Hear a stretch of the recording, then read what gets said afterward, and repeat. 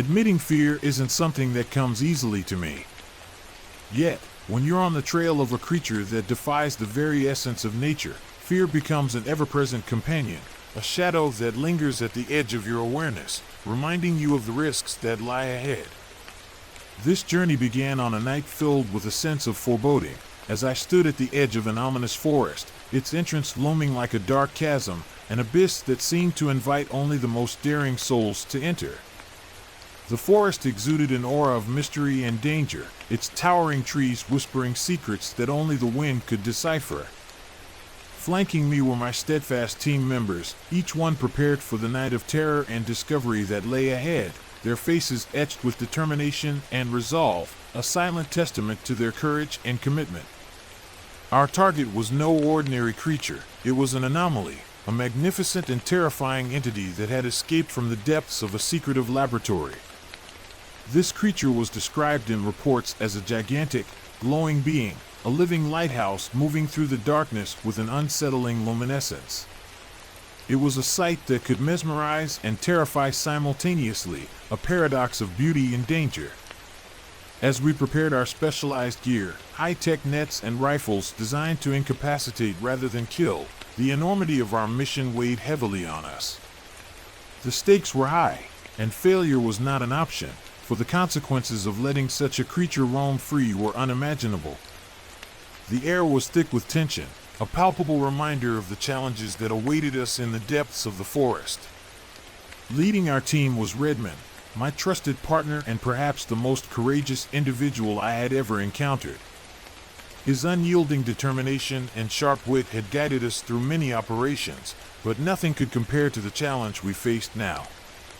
As we delved deeper into the forest's heart, the atmosphere shifted dramatically, the air charged with a static energy that made it feel as though the entire woodland was holding its breath. The trees seemed to whisper secrets, their leaves rustling in a symphony of foreboding, and the ground felt alive beneath our feet, as if the very earth was aware of the drama unfolding within its bounds. Our mission seemed straightforward: locate, subdue, and capture the creature. Yet, the moment we crossed into the forest's domain, any sense of clarity vanished like morning dew under the rising sun, replaced by an overwhelming sense of unease.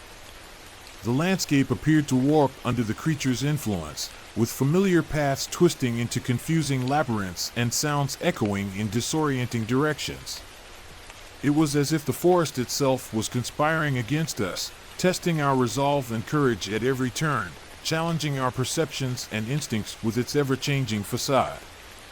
We communicated in whispers, our senses heightened, every rustle potentially heralding our target or our doom. The air was thick with tension, each breath a reminder of the stakes, the danger lurking in every shadow.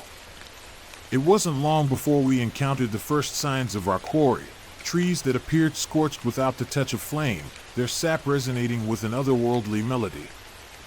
These were ominous markers, indicating the creature's passage and warning us of its unfathomable power.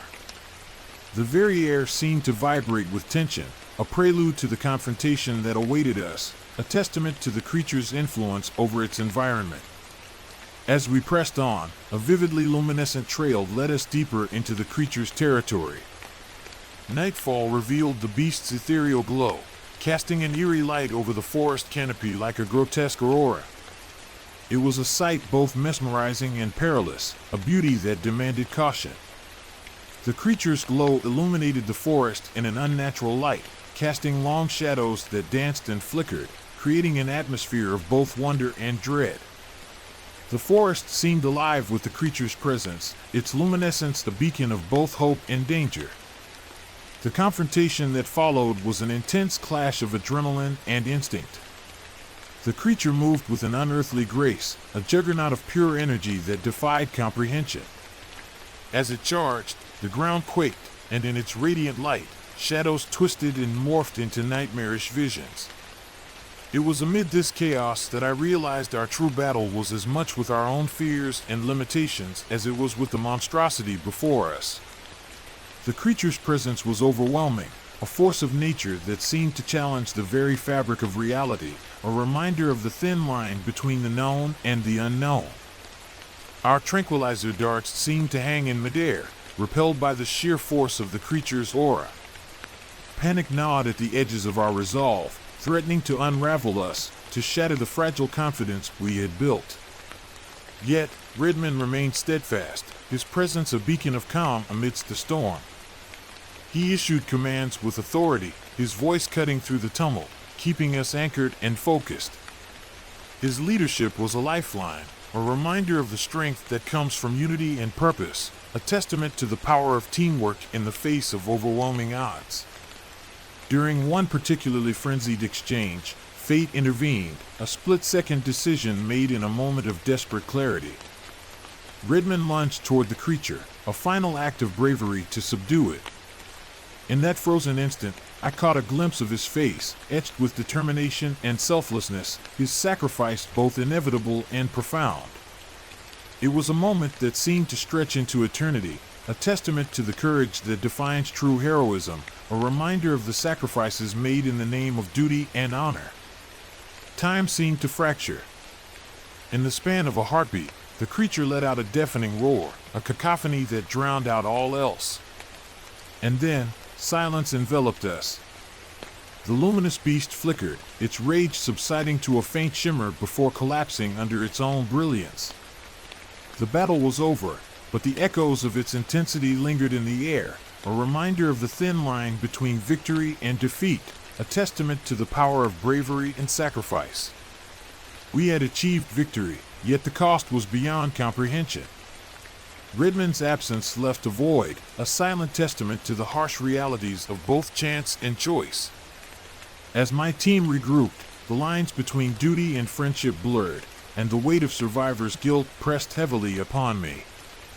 The loss was palpable, a reminder of the sacrifices made in the name of duty and the bonds that unite us in the face of adversity, a testament to the enduring spirit of camaraderie and the strength found in unity.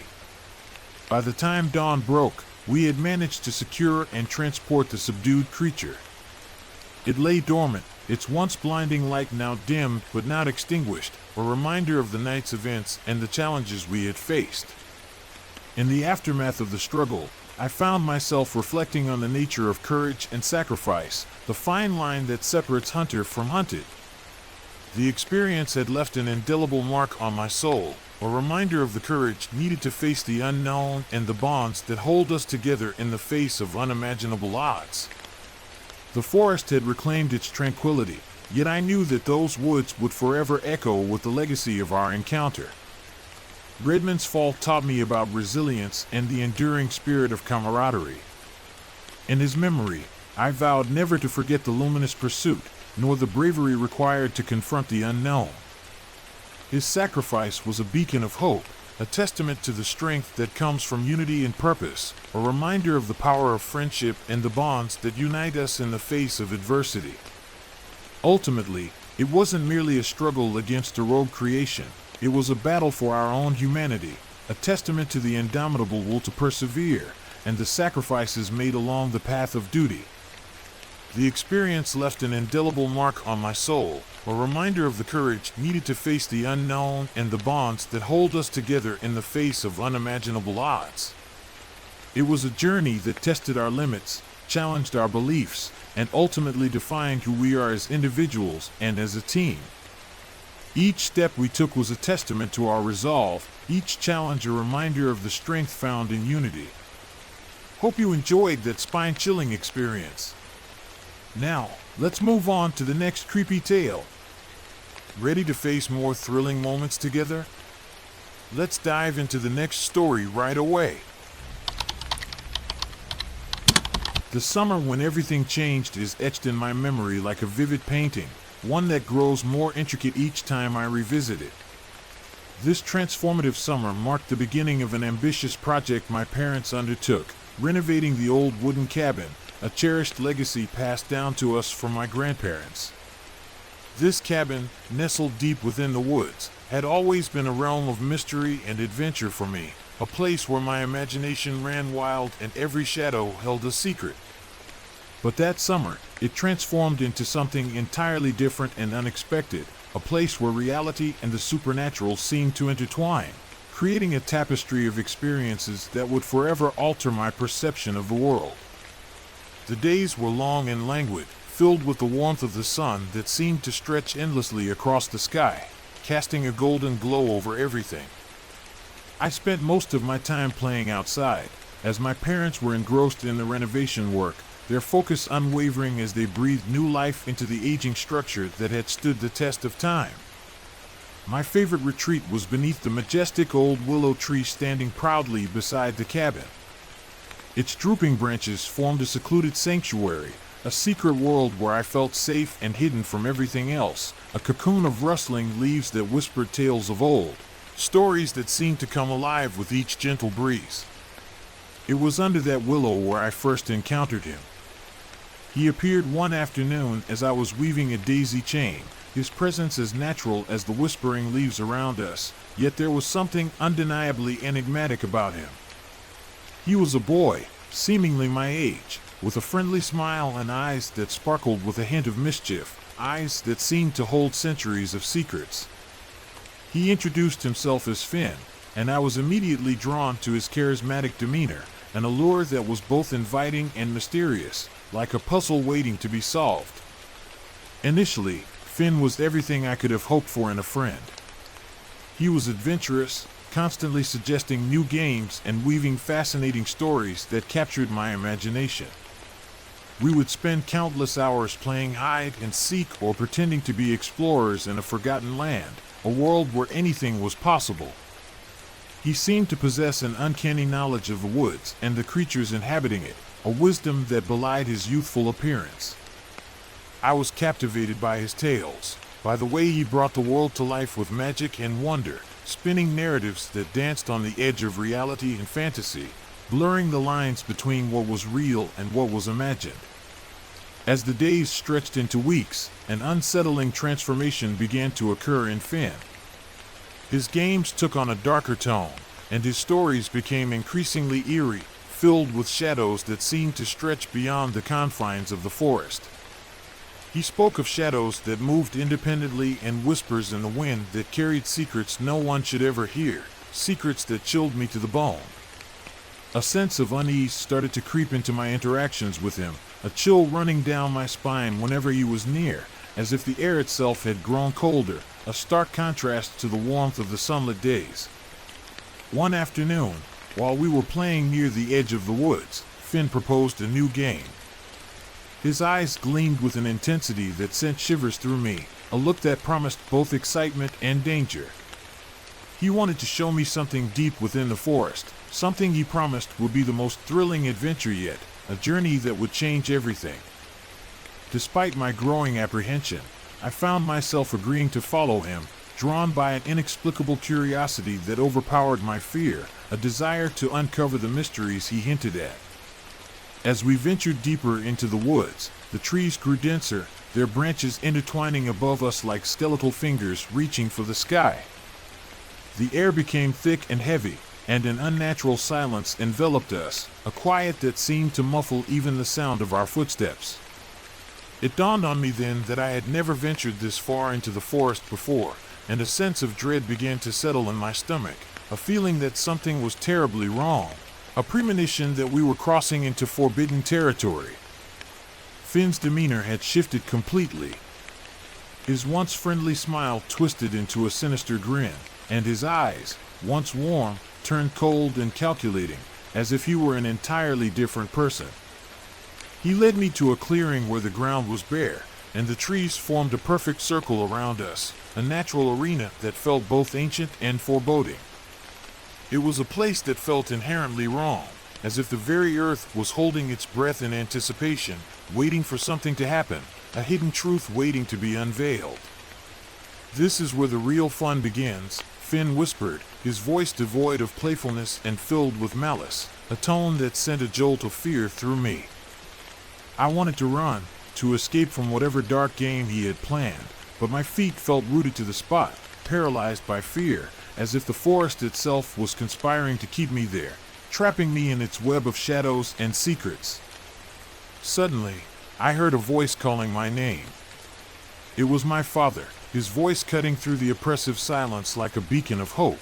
a lifeline in the darkness. Finn's expression twisted into one of anger and frustration, and for a fleeting moment, I thought he might try to stop me from leaving, to trap me in his eerie world. But then, as mysteriously as he had appeared, he simply vanished, as if he had never been there at all, leaving nothing but the whisper of the wind in his wake, a ghostly reminder of the encounter. I ran towards my father's voice, my heart pounding in my chest, each beat a reminder of my escape. When I finally reached him, I collapsed into his arms, tears streaming down my face, a torrent of emotions that I couldn't contain. I tried to explain what had happened, but the words wouldn't come, caught in the tangle of fear and confusion. All I could do was point back towards the forest, towards the place where Finn had disappeared, a gesture that conveyed more than words ever could, a silent plea for understanding.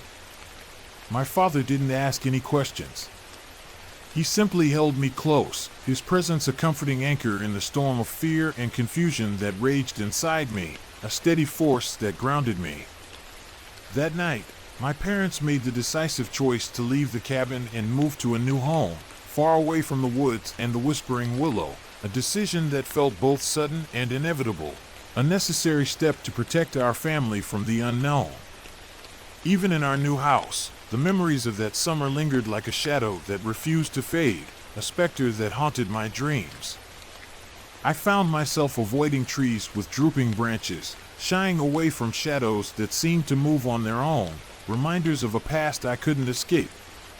My parents warned me to be cautious of imaginary friends, to remember that not everything that seems friendly is safe, a lesson learned through experience, a cautionary tale etched into my very being.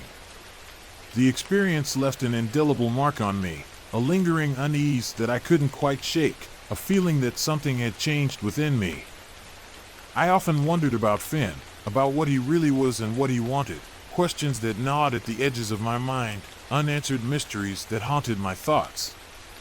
But deep down, I knew it was better not to dwell on those thoughts. The past was behind us, and I was determined to leave it there, to move forward without the weight of unanswered questions, to embrace the future with hope and resilience. Yet, every now and then, when the wind rustles through the trees in just the right way, I hear a whisper that sends a shiver down my spine, a ghostly echo of a time long past. And I remember the summer I spent under the whispering willow, and the friend who wasn't a friend at all, a memory that remains vivid and haunting. The memories remain, a haunting reminder of a time when the lines between reality and imagination blurred, leaving me forever changed, a testament to the power of the unknown. These memories are a part of me now, a chapter in the story of my life that I carry with me, a reminder of the mysteries that lie beyond the veil of the everyday world. The summer when everything changed is etched in my memory like a vivid painting, one that grows more intricate each time I revisit it. This transformative summer marked the beginning of an ambitious project my parents undertook, renovating the old wooden cabin, a cherished legacy passed down to us from my grandparents. This cabin, nestled deep within the woods, had always been a realm of mystery and adventure for me, a place where my imagination ran wild and every shadow held a secret. But that summer, it transformed into something entirely different and unexpected, a place where reality and the supernatural seemed to intertwine, creating a tapestry of experiences that would forever alter my perception of the world. The days were long and languid, filled with the warmth of the sun that seemed to stretch endlessly across the sky, casting a golden glow over everything. I spent most of my time playing outside, as my parents were engrossed in the renovation work, their focus unwavering as they breathed new life into the aging structure that had stood the test of time. My favorite retreat was beneath the majestic old willow tree standing proudly beside the cabin. Its drooping branches formed a secluded sanctuary, a secret world where I felt safe and hidden from everything else, a cocoon of rustling leaves that whispered tales of old, stories that seemed to come alive with each gentle breeze. It was under that willow where I first encountered him. He appeared one afternoon as I was weaving a daisy chain, his presence as natural as the whispering leaves around us, yet there was something undeniably enigmatic about him. He was a boy, seemingly my age, with a friendly smile and eyes that sparkled with a hint of mischief, eyes that seemed to hold centuries of secrets. He introduced himself as Finn, and I was immediately drawn to his charismatic demeanor, an allure that was both inviting and mysterious, like a puzzle waiting to be solved. Initially, Finn was everything I could have hoped for in a friend. He was adventurous, constantly suggesting new games and weaving fascinating stories that captured my imagination. We would spend countless hours playing hide and seek or pretending to be explorers in a forgotten land, a world where anything was possible. He seemed to possess an uncanny knowledge of the woods and the creatures inhabiting it, a wisdom that belied his youthful appearance. I was captivated by his tales, by the way he brought the world to life with magic and wonder, spinning narratives that danced on the edge of reality and fantasy, blurring the lines between what was real and what was imagined. As the days stretched into weeks, an unsettling transformation began to occur in Finn. His games took on a darker tone, and his stories became increasingly eerie, filled with shadows that seemed to stretch beyond the confines of the forest. He spoke of shadows that moved independently and whispers in the wind that carried secrets no one should ever hear, secrets that chilled me to the bone. A sense of unease started to creep into my interactions with him, a chill running down my spine whenever he was near, as if the air itself had grown colder, a stark contrast to the warmth of the sunlit days. One afternoon, while we were playing near the edge of the woods, Finn proposed a new game. His eyes gleamed with an intensity that sent shivers through me, a look that promised both excitement and danger. He wanted to show me something deep within the forest, something he promised would be the most thrilling adventure yet, a journey that would change everything. Despite my growing apprehension, I found myself agreeing to follow him, drawn by an inexplicable curiosity that overpowered my fear, a desire to uncover the mysteries he hinted at. As we ventured deeper into the woods, the trees grew denser, their branches intertwining above us like skeletal fingers reaching for the sky. The air became thick and heavy, and an unnatural silence enveloped us, a quiet that seemed to muffle even the sound of our footsteps. It dawned on me then that I had never ventured this far into the forest before, and a sense of dread began to settle in my stomach, a feeling that something was terribly wrong, a premonition that we were crossing into forbidden territory. Finn's demeanor had shifted completely. His once friendly smile twisted into a sinister grin, and his eyes, once warm, turned cold and calculating, as if he were an entirely different person. He led me to a clearing where the ground was bare, and the trees formed a perfect circle around us, a natural arena that felt both ancient and foreboding. It was a place that felt inherently wrong, as if the very earth was holding its breath in anticipation, waiting for something to happen, a hidden truth waiting to be unveiled. "This is where the real fun begins," Finn whispered, his voice devoid of playfulness and filled with malice, a tone that sent a jolt of fear through me. I wanted to run, to escape from whatever dark game he had planned, but my feet felt rooted to the spot, paralyzed by fear, as if the forest itself was conspiring to keep me there, trapping me in its web of shadows and secrets. Suddenly, I heard a voice calling my name. It was my father, his voice cutting through the oppressive silence like a beacon of hope, a lifeline in the darkness. Finn's expression twisted into one of anger and frustration, and for a fleeting moment, I thought he might try to stop me from leaving, to trap me in his eerie world. But then, as mysteriously as he had appeared, he simply vanished, as if he had never been there at all, leaving nothing but the whisper of the wind in his wake, a ghostly reminder of the encounter. I ran towards my father's voice, my heart pounding in my chest, each beat a reminder of my escape.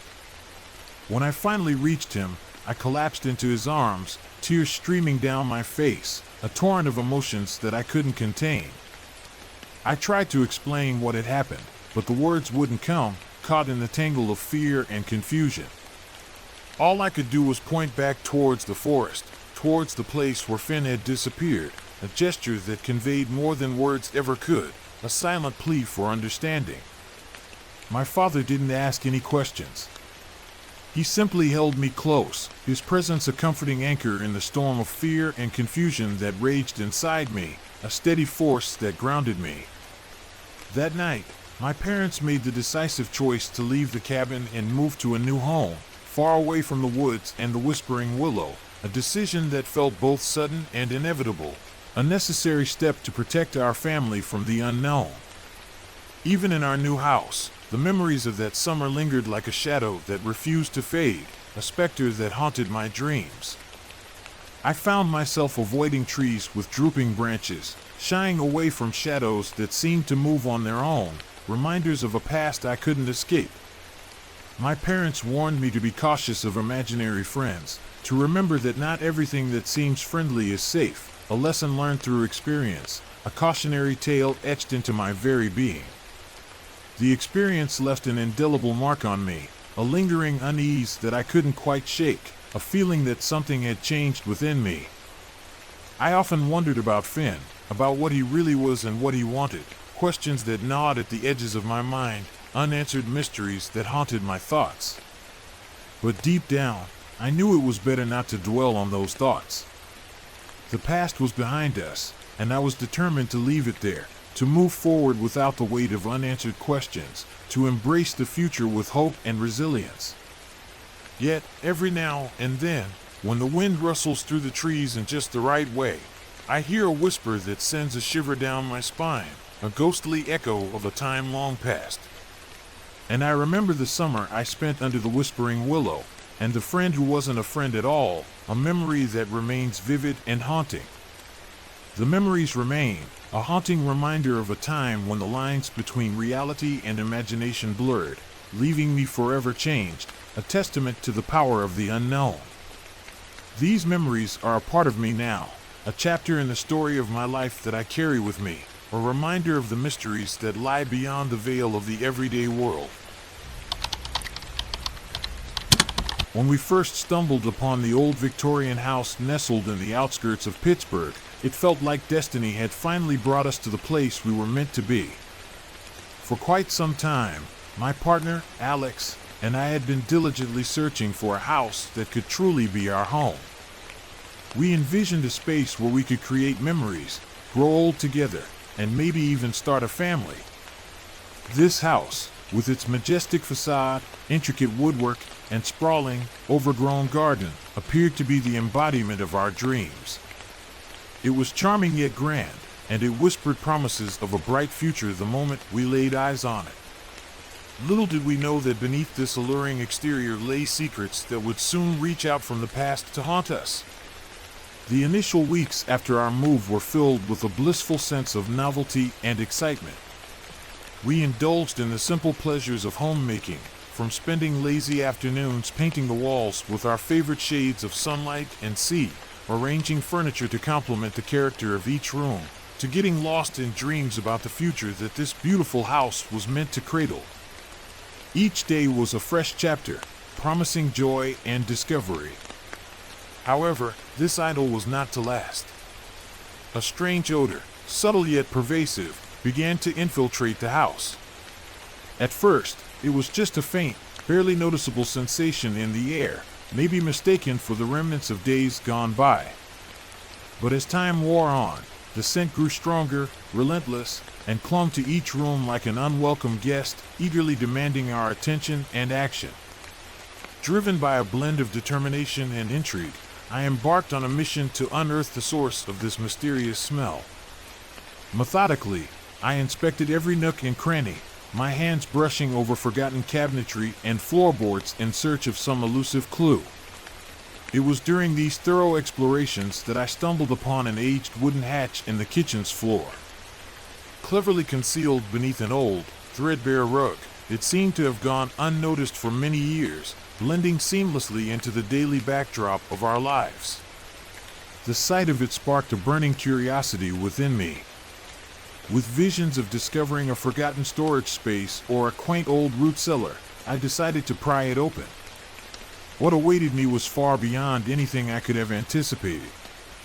As the hatch creaked open under the pressure of my hand, it revealed a narrow, shadowed staircase that seemed to descend endlessly into the bowels of the earth. Armed with a flashlight, I cautiously ventured down the steps. My heartbeat felt impossibly loud in the silence of that descent, a combustible mix of fear and exhilaration fueling my every step. The basement that lay beneath our home was an unexpected treasure trove of the bizarre. Antique furniture stood in silent testament to ages past, dusty paintings clung to the walls, and shelves laden with peculiar jars stretched into the shadows.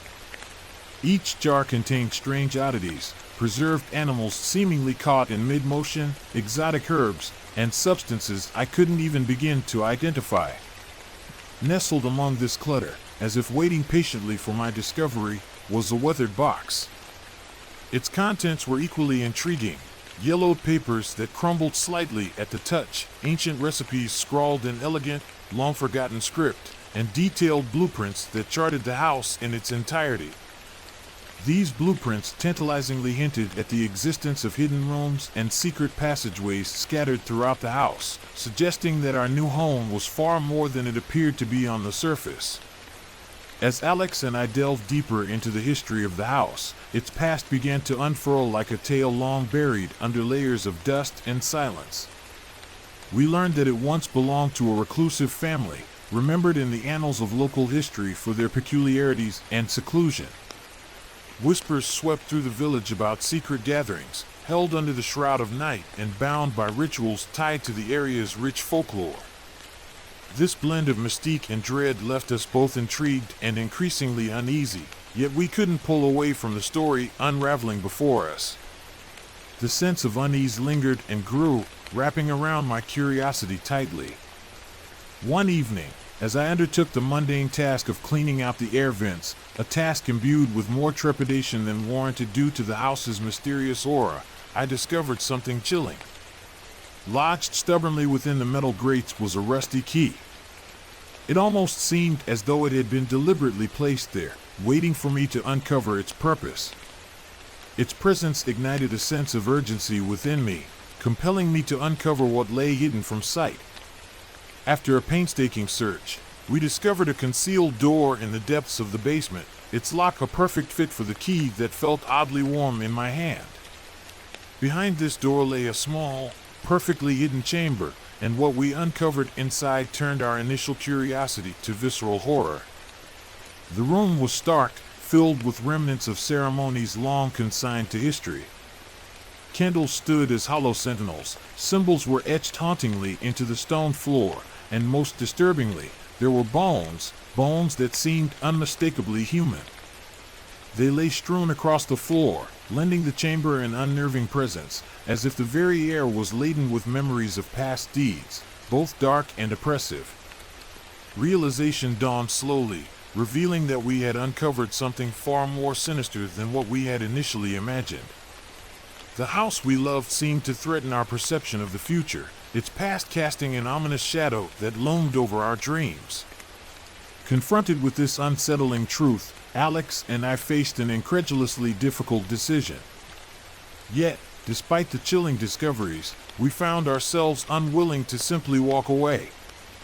We loved our home, and we were resolute in our desire to banish the darkness that threatened to consume it. After much soul-searching and deliberation, we chose to confront the malevolent shadows head-on. With care and reverence, we moved the disquieting artifacts, ensuring that the remains were given a respectful burial far from the house where they had lingered too long. In hopes of lifting the oppressive air, we performed our own cleansing rituals, weaving through each room with sage and whispered prayers. Gradually, the house seemed to respond. The stifling odor dispersed, leaving behind nothing but the fresh scent of renewal. As the oppressive atmosphere lightened, it felt as though the walls themselves sighed with relief. The experience, though harrowing, brought Alex and me closer together, fortifying our bond and strengthening our resolve that this house, with all its secrets, truly belonged to us. In the end, the house became our own once more, a sanctuary of warmth and love that welcomed us into its heart. Yet, every now and then, a lingering shadow flits across the corner of my vision, or a whispered breath rides the air at night, echoing through the corridors.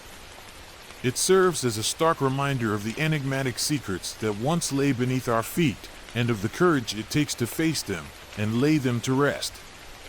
Our journey with this house was far from ordinary. The whispers of its past had called to us, and we had answered.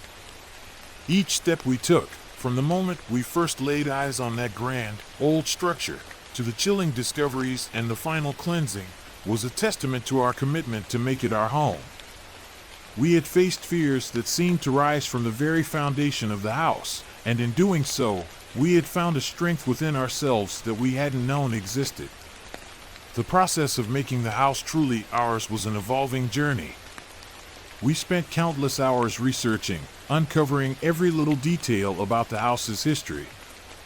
The more we learned, the more we felt connected to it, as if we were weaving our own story into the tapestry of its past. We spoke to locals, gathered anecdotes, and pieced together the lives of those who had once called this place home. It was a labor of love, driven by a desire to understand the depths of our new home and to bring light to the shadows that lingered. Even as we settled into a routine, the echoes of the past remained. They were not always ominous. Sometimes they were gentle reminders of the lives once lived within these walls. A creaking floorboard, a draft that whispered through the corridors, these were now familiar companions in our daily life. They reminded us of the resilience of the house, and of our own resilience in claiming it as our own. The house became a canvas for our dreams and aspirations. We poured our creativity into it, transforming each room into a reflection of our shared vision. The garden, once overgrown and wild, became a sanctuary of tranquility, a place where we could sit together and dream about the future. The rooms, once filled with mystery, now resonated with laughter and warmth. Our story with the house was one of transformation, not just of the space itself, but of ourselves. We had learned to face the unknown, to embrace the mysteries, and to find beauty in the unexpected. The house had challenged us, and in rising to that challenge, we had grown stronger, both as individuals and as partners. As we stood together, looking at the house that had become our home, we knew that its secrets were now a part of our story. The shadows of the past had been laid to rest, but they had also taught us valuable lessons about courage, love, and the power of facing one's fears. The house, with its grand facade and hidden depths, had given us more than we could have ever imagined. It had given us a place to belong, a place to call our own, and a place where we could continue to grow together.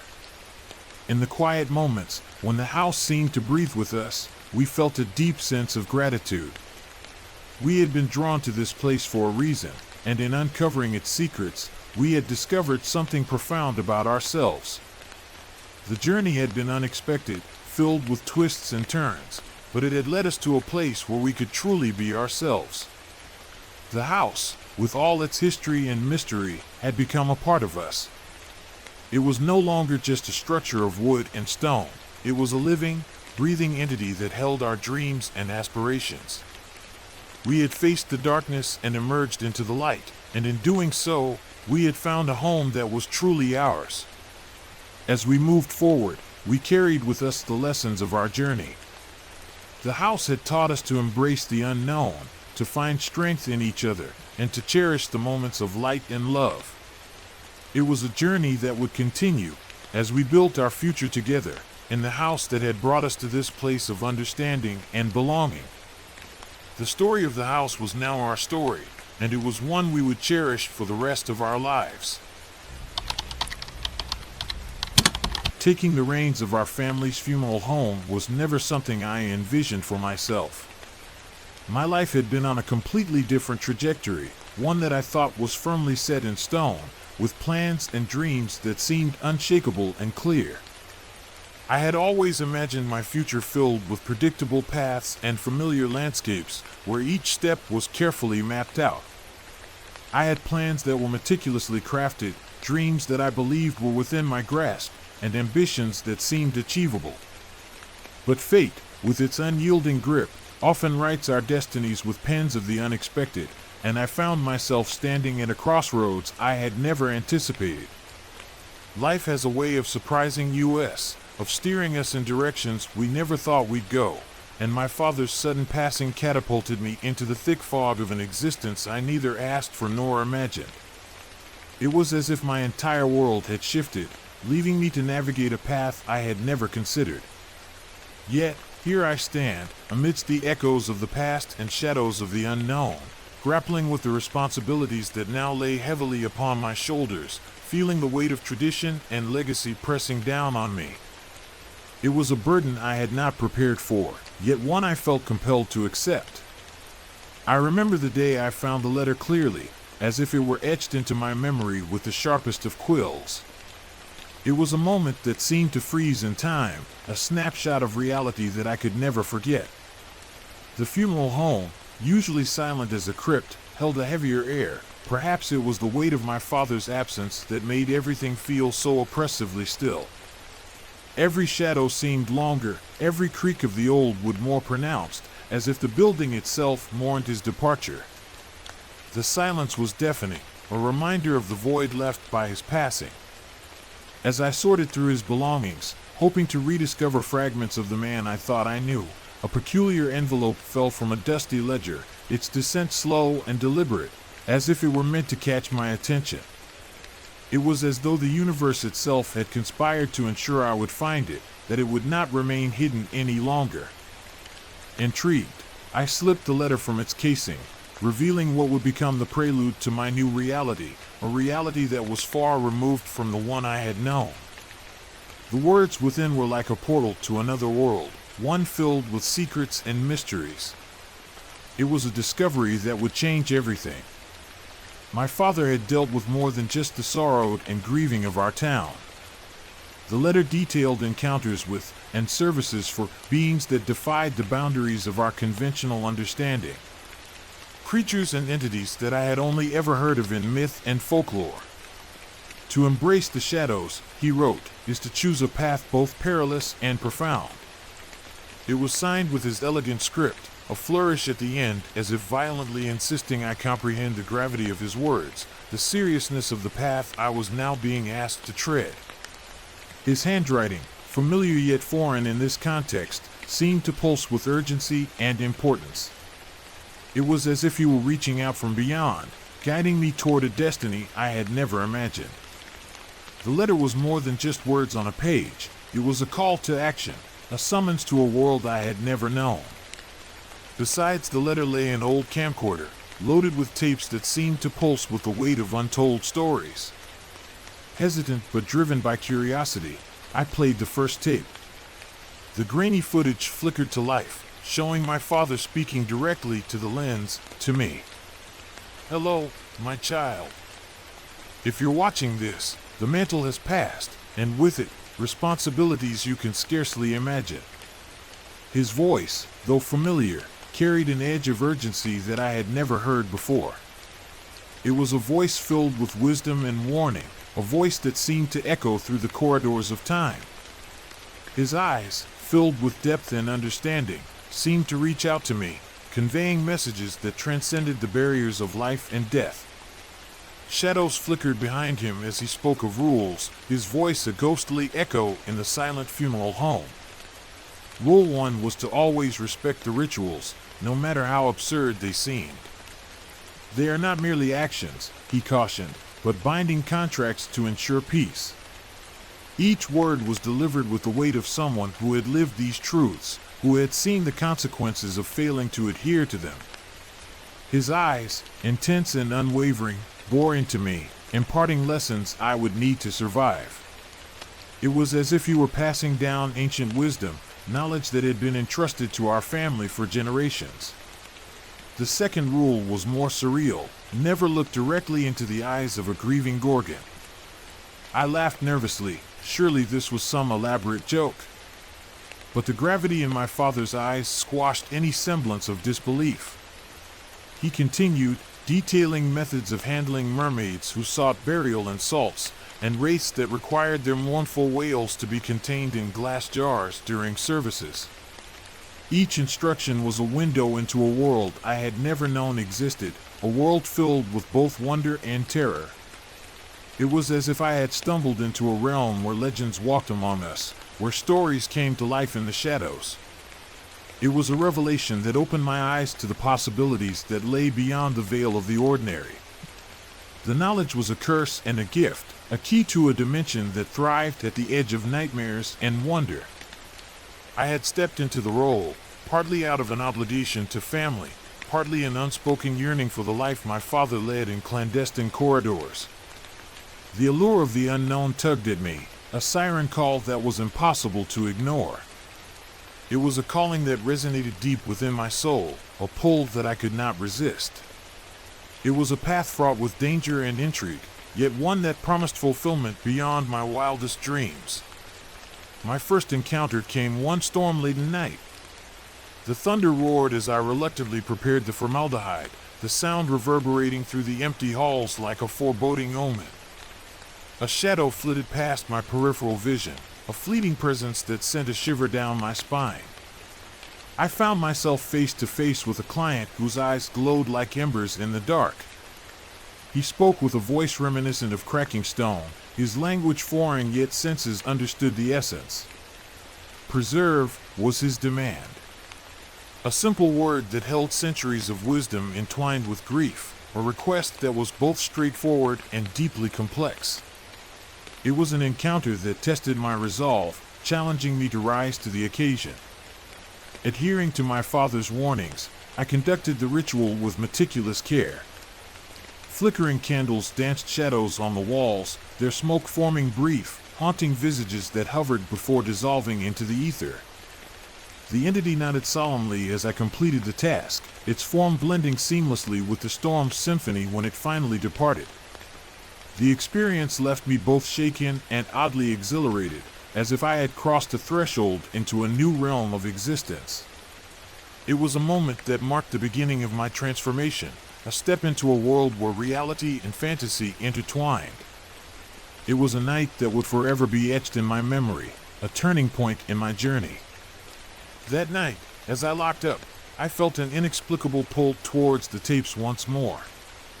My father, true to his nature, had recorded many such exchanges, his life intertwined with lore and legend. Each tape unveiled teachings cloaked in cryptic verse and archaic symbology, a curriculum of the macabre that I was slowly beginning to understand. The more I watched, the more I realized how little I truly knew about the world and my place within it. It was a humbling realization, a reminder of the vastness of the unknown. It was a journey of discovery, one that would lead me to question everything I thought I knew. Days turned to weeks, time's passage marked by the clock's hypocritical symphony, each tick a reminder of the relentless march of time. I fell into a rhythm bizarrely comforting.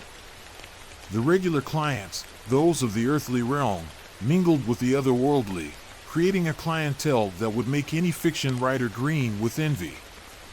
I learned to balance this duality, the solace of traditional rites providing an anchor against the dread that sometimes threatened to engulf. The funeral home became a sanctuary for both the living and the dead, a place where the boundaries between worlds blurred. It was a place where stories were born, where legends found their final rest. It was a haven for those who sought solace and understanding, a refuge from the chaos of life. A turning point came with the arrival of a siren, her ethereal song haunting, demanding liberation for the souls she claimed. The undertaking was harrowing, her voice clawing at my sanity as I bound it within beads of silver, reciting verses that churned my stomach with their guttural intonations. When it was over, silence rushed in, a balm for the frayed nerves that had been stretched to their limits. The encounter left me with a deeper understanding of the delicate balance I was now tasked with maintaining. It was a lesson in humility and strength, a reminder of the power and fragility of the world I had entered.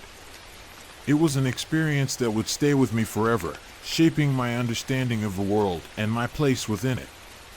There were moments, fleeting yet profound, when I considered walking away, to let the shadows find their keeper elsewhere. But a lingering pride tugged, a whisper of my father's voice reminding me of the choice I made. Embracing the darkness for the sake of tradition and continuity was my fate, self-chosen yet entwined within the familial tapestry. The legacy was mine to uphold, a duty that was both daunting and deeply fulfilling. It was a responsibility that connected me to something greater, a lineage that stretched back through time. It was a commitment to honor the past while forging a path for the future. Over the months, the unusual became my norm, a twisted sense of comfort found within the realms that others shunned and feared. The rules, each etched in memory, became my doctrines. As I navigate this dance with the shadows, I remain vigilant, aware that each encounter demands respect and an understanding that surpasses tangible comprehension.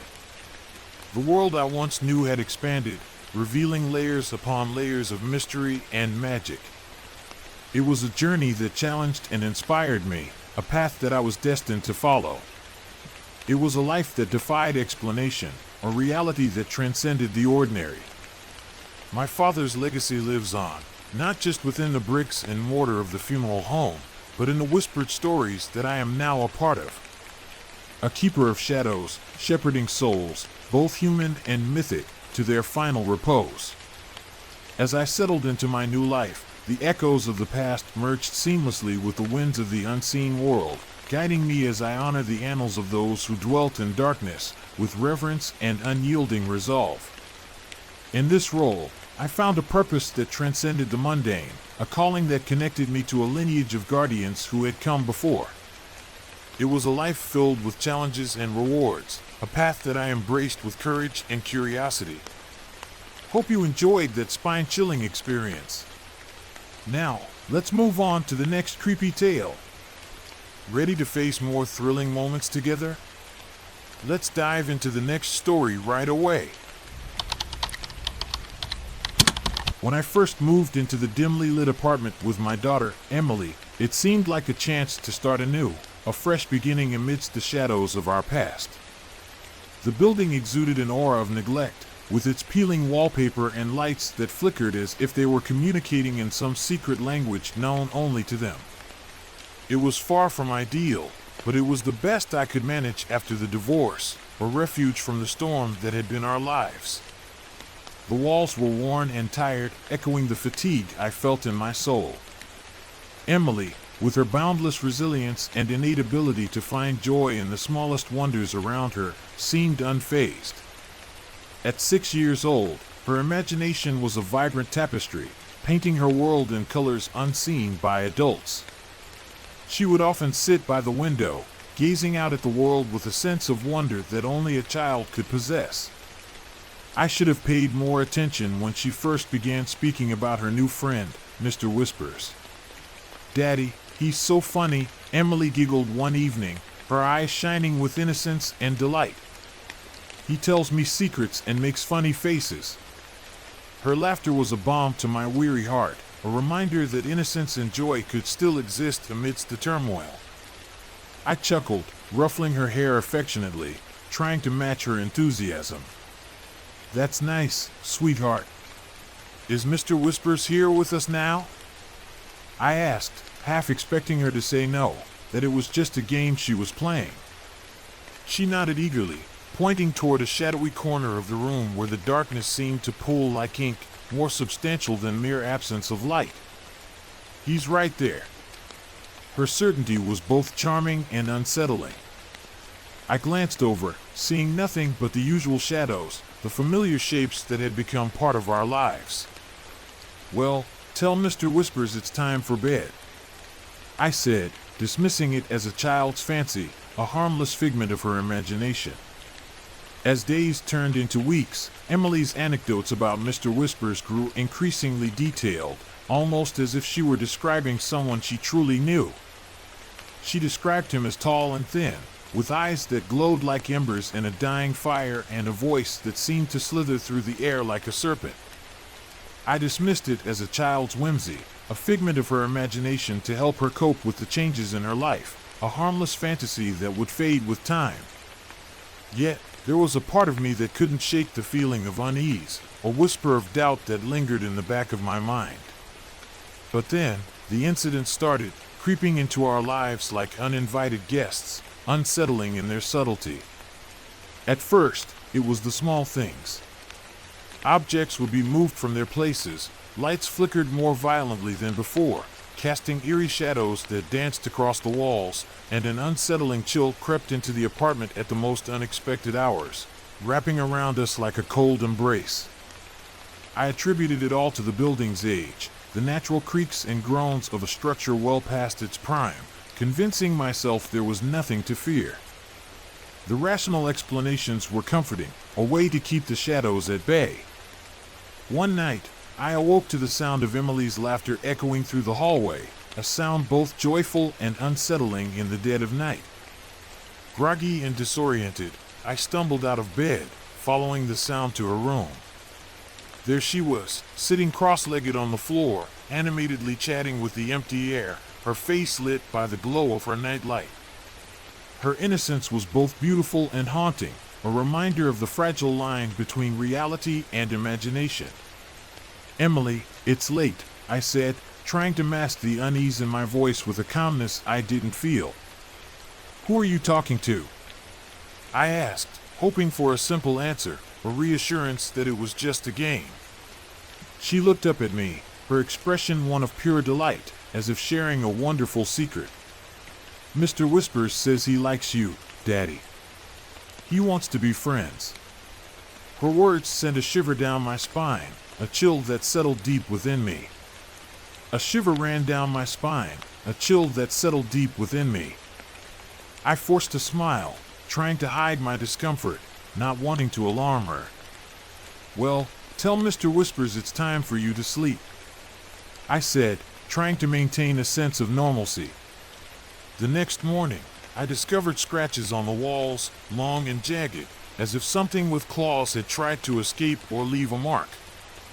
I scrubbed them away, convincing myself it was just Emily playing with a sharp toy or some other mundane explanation, though the fear gnawed at me, a persistent whisper at the back of my mind that refused to be silenced. The marks were a tangible reminder of the intangible fears that lurked in the shadows. Then, one stormy night, a young woman pounded on our door, her eyes wide with terror, reflecting the lightning outside. "Please, help me," she gasped, drenched from the rain and shivering uncontrollably, her voice a mixture of desperation and fear. "There's something in my apartment." Her panic was palpable, a mirror to the growing unease in my own heart. I let her in, offering a towel and a warm drink, trying to provide comfort amidst her obvious distress. She was frantic, glancing over her shoulder as if expecting something to follow her, something unseen and menacing. "It started with noises," she explained, her voice trembling with fear and urgency. "Then I saw it, a shadow, moving on its own." Her words echoed my own fears, the unspoken dread that had been growing within me. My heart pounded in my chest, a cold dread settling over me like a heavy fog. "What did it look like?" I asked, though I already knew the answer. Her description mirrored Emily's, tall, thin, with those same glowing eyes that seemed to pierce the darkness. A chill settled over me, deeper and more penetrating than the cold of the storm outside, a realization that tied my stomach in knots. The pieces were falling into place, forming a picture I didn't want to see. As we spoke, a loud crash echoed from Emily's room, a sound that shattered the fragile calm. I rushed in, finding her bed overturned, her belongings scattered across the floor as if a whirlwind had passed through. Emily stood in the center, unharmed but clearly frightened, clutching her teddy bear tightly. Her eyes were wide with fear, a reflection of the chaos around her. "Daddy, Mr. Whispers is angry," she whispered, her voice barely audible, eyes wide with fear. Her words were a dagger to my heart, a confirmation of my worst fears. The young woman screamed, pointing at the corner, her face pale with terror. "There! It's there!" Her voice was a crescendo of panic, a signal that the nightmare was real. I saw it then, a flicker of movement, a darkness deeper than any shadow I had ever seen, a presence that seemed to pulse with malevolence. It lunged, and chaos erupted around us. I grabbed Emily, pulling her close as the room descended into madness, objects flying, the air thick with a sense of impending doom.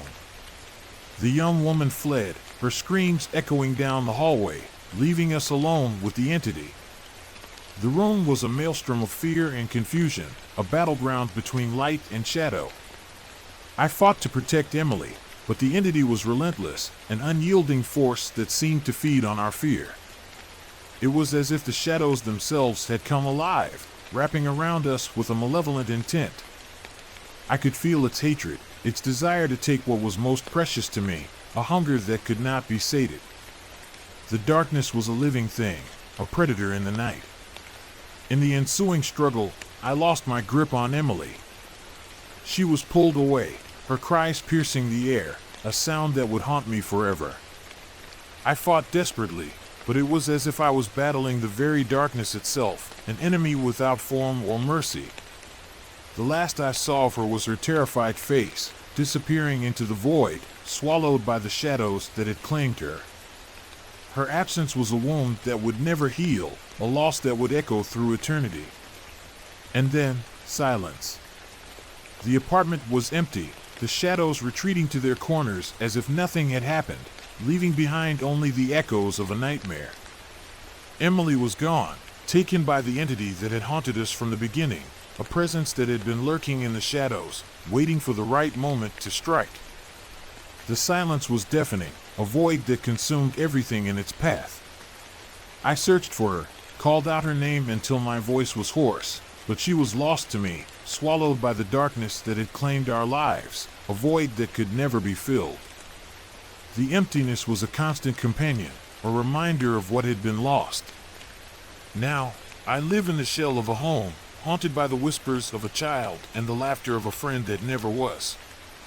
Mr. Whispers had taken everything, leaving behind only the echoes of a nightmare, a haunting reminder of what had been lost. The walls were a prison, a cage that held the memories of a life that had been stolen away. And in the silence of the night, I hear them still, the whispers that speak of things unseen, of shadows that linger, waiting for the next soul to claim.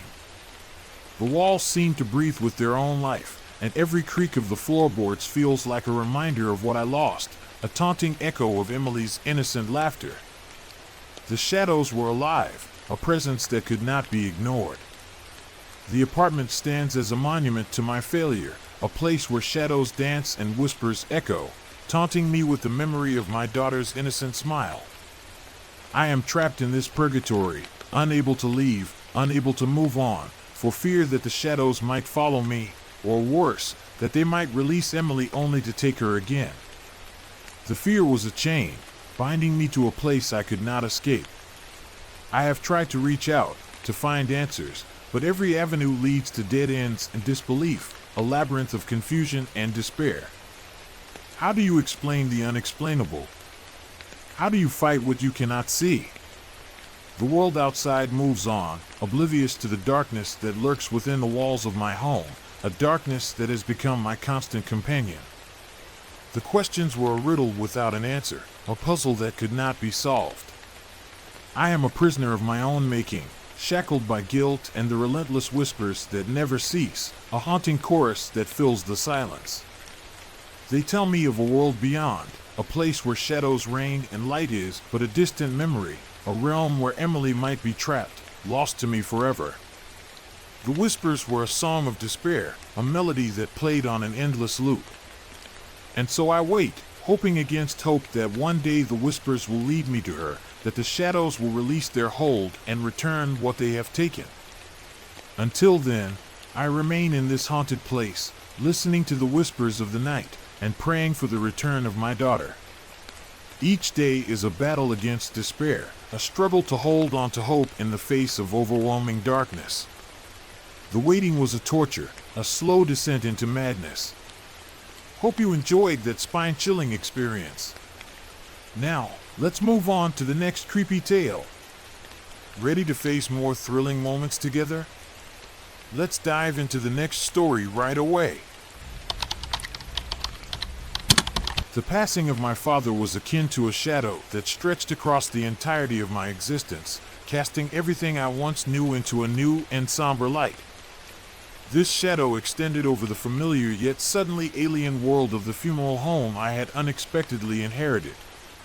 Until that pivotal moment, the funeral home had been a distant presence in my life, looming over our family as the cornerstone of my father's lifelong dedication and work.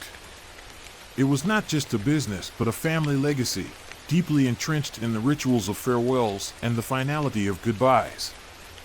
However, now, as I found myself at the helm, the weight of it all shifted squarely onto my shoulders, a mantle of responsibility I had never anticipated wearing or even imagined I would have to bear.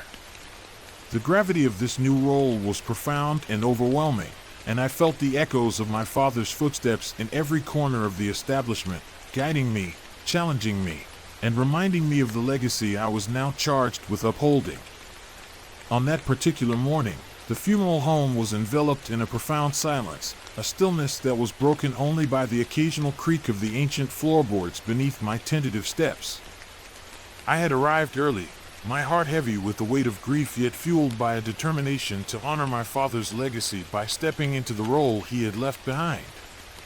As I moved through the quiet, echoing halls, preparing for the day's services, a sense of unease settled around me like an unwelcome companion. It was an unfamiliar feeling, yet oddly reassuring in its intensity, perhaps because I was stepping into a space where life and death blurred and touched in ways that were both inexplicable and profoundly moving.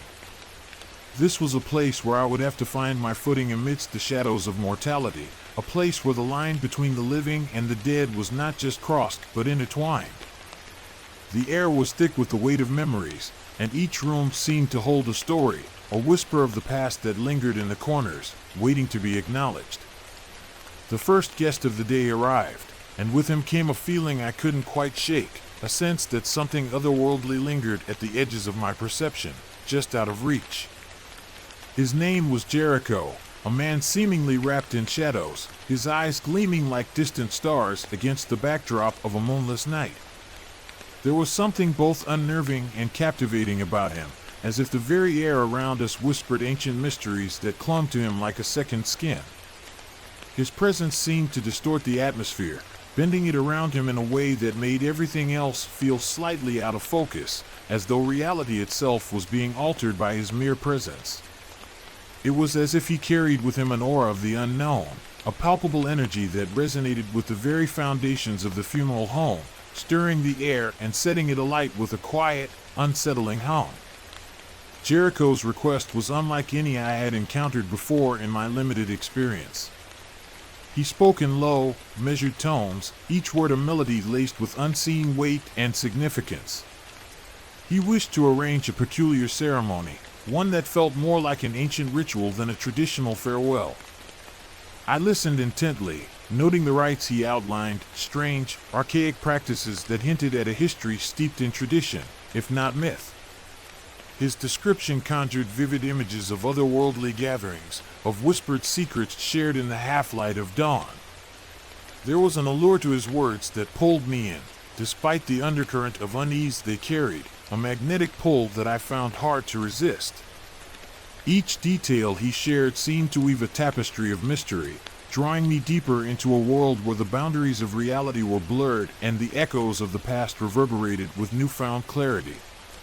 Throughout our conversation, Jericho's gaze never wavered from mine, pinning me with a gravity I could scarcely comprehend. Though I wanted to question him, to unspool the tapestry of tales hidden within his words, I found myself nodding, accepting his request with a sense of inevitability. It was as if some part of me recognized the importance of what he was asking, even if I couldn't fully grasp it at the time. There was a compulsion, an unspoken understanding that transcended the need for questions or doubts. It was as though the very essence of the funeral home demanded that I accept his request, that I honor the unspoken contract between the living and the dead, between the known and the unknown. As the morning unfolded into afternoon, the funeral home began to fill with guests. Jericho had not come alone.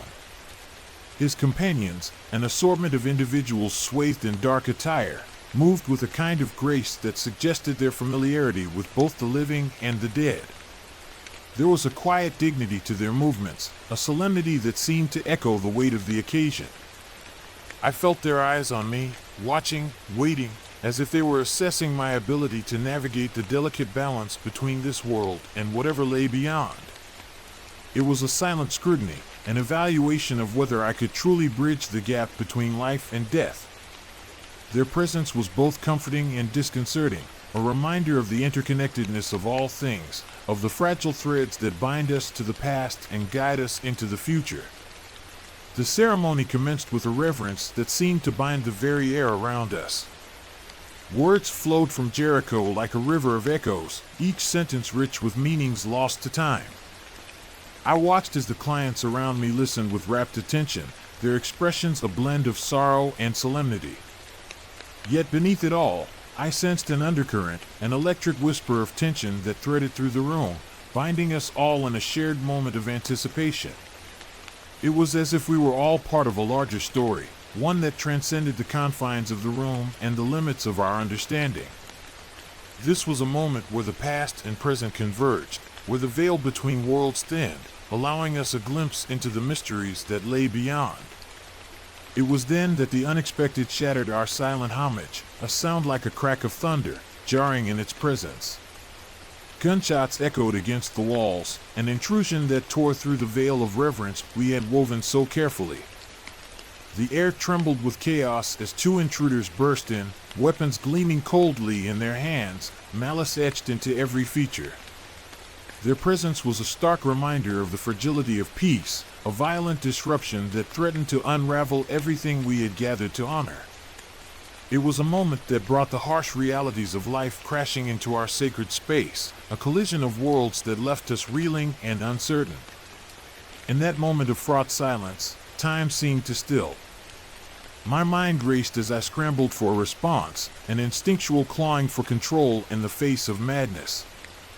Without realizing it, my hand found the familiar weight of cold stone, the petrified head that had stood as a symbol at the altar. Imagined or real, it mattered not. I wielded it like a talisman, thrusting it forth with a courage that rose unbidden from within.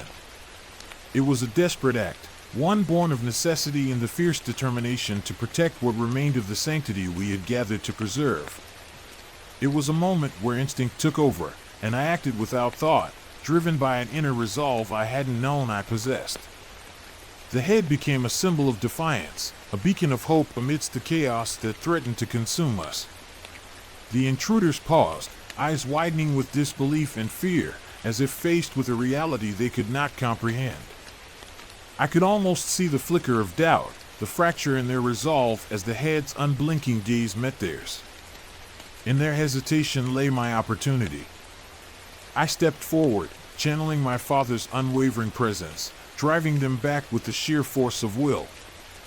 They stumbled, exchanged frantic glances, and fled into the shadows from which they had emerged, leaving behind the echo of their intrusion. It was a victory, albeit a small one, a testament to the power of courage and conviction. In that moment, I felt the strength of my father's legacy coursing through me, guiding my actions and fortifying my resolve. The aftermath was a tapestry of disarray, yet a sense of peace unfurled gently, settling over the room like a soft sigh. As we resumed the ceremony, the strange, inexplicable alchemy of death and life came into sharp relief. The air seemed lighter, the weight of the moment offering an understanding I hadn't grasped before, of courage found in vulnerability, of strength derived from compassion. It was a moment of clarity, a reminder of the delicate balance between fear and hope, between despair and resilience. It was an awakening, a realization of the power of the human spirit to overcome adversity. In the quiet aftermath, I felt a renewed sense of purpose, a deep connection to the legacy I had inherited and the journey that lay ahead. When the day drew to a close, the funeral home lay quiet once more, cradling the echoes of its past and its future. Jericho lingered, a smile of approval brushing his lips, an acknowledgement of the shared journey we had embarked upon. There was a sense of completion in his gaze, a recognition of the bond we had forged amidst the chaos. It was a bond that transcended words, a connection that was felt rather than spoken. In his eyes, I saw a reflection of my own journey, a mirror of the path I was destined to walk, guided by the wisdom of the past and the promise of the future. As I locked the doors and turned to face the fading twilight, I understood the legacy my father had left behind. It was more than just a funeral home, it was a testament to the resilience of the human spirit, a bridge between worlds seen and unseen, and a reminder of the inexorable dance between the living and the dead. And in that understanding, I found my place, ready to continue the story. It was a beginning as much as an ending, a promise to honor the past while embracing the future with open arms. This was my inheritance, a legacy of strength and compassion, and I was ready to embrace it fully.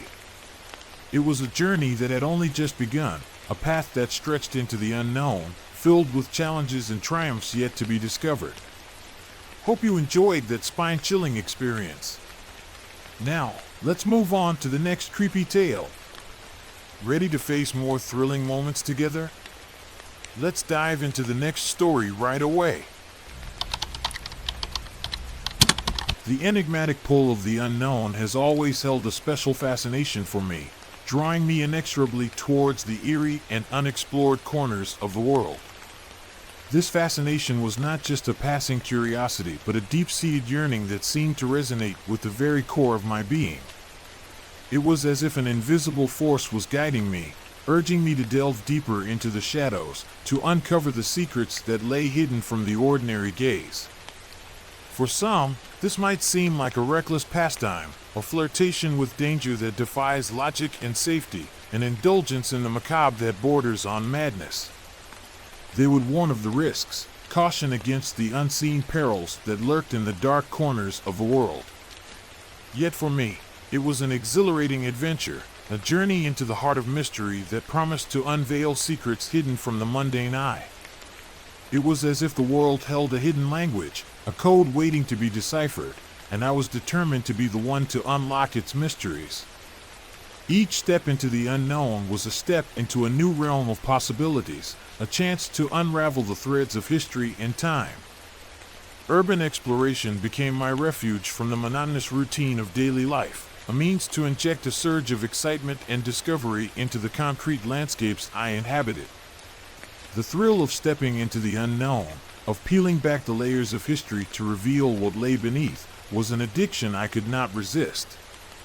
Each venture was a new chapter in a story of intrigue, a chance to peel back the layers of history and uncover what lay beneath the surface, a dance with the shadows that promised both danger and enlightenment.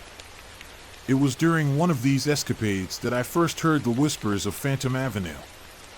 In the northern town where I lived, this place was spoken of in hushed tones, a street that, according to local legend, existed not in the physical realm but as a ghostly dimension, a realm where the shadows of the past lingered, suspended in time, a place where the echoes of history whispered their secrets to those who dared to listen. The stories told of a place where time stood still, where the past and present coexisted in a delicate balance, a place that few had seen and even fewer had returned from. Years slipped by as I obsessively searched through every map, every forgotten alleyway, hoping for even a fleeting glimpse of this elusive street. My obsession grew with each passing day, consuming my thoughts and dreams, driving me to explore deeper and further than I ever had before. I became a man possessed, driven by a need to find this place that had eluded so many before me. My persistence finally bore fruit on a cold, moonless night, a night that seemed to cloak the town in an aura of mystery, a shroud that promised to unveil the hidden truths of the world. The air was thick with anticipation, the kind that sends shivers down your spine and makes your heart race. The town was shrouded in a dense fog, the kind that muffles sound and blurs the edges of reality itself, transforming the familiar into the fantastical, a dreamscape where the boundaries between reality and imagination blurred. As I wandered through an abandoned district, my flashlight beam slicing through the mist like a knife through gauze, I stumbled upon something inexplicable, a shimmering outline of a street where none should exist. It was as if the fog itself had parted to reveal a secret long hidden from mortal eyes, a gateway to a world beyond our own. The sight was both terrifying and mesmerizing, a vision that defied explanation and yet seemed to call to me, urging me to step forward into the unknown. I paused, my heart racing with a mixture of fear and exhilaration, a symphony of emotions that played out in the depths of my soul. The entrance to Phantom Avenue appeared as a translucent veil, a boundary between worlds that beckoned with an irresistible allure, a siren's call that promised both danger and discovery. It was a moment of decision, a crossroads where I had to choose between the safety of the known and the thrill of the unknown. Curiosity overpowered my caution, and I stepped through, feeling a chill envelop me as if I had walked through a curtain of ice, a sensation both invigorating and unsettling, a baptism into a world of shadows and secrets. The air was different on the other side, charged with an energy that seemed to hum with the weight of untold stories and forgotten dreams. Beyond the veil, the world was eerily silent, a silence that seemed to echo with the weight of history and forgotten dreams. The buildings stood old and grand, their architecture reminiscent of a bygone era, yet they appeared untouched by time, as if preserved in a bubble outside the normal flow of history, a testament to a world that once was.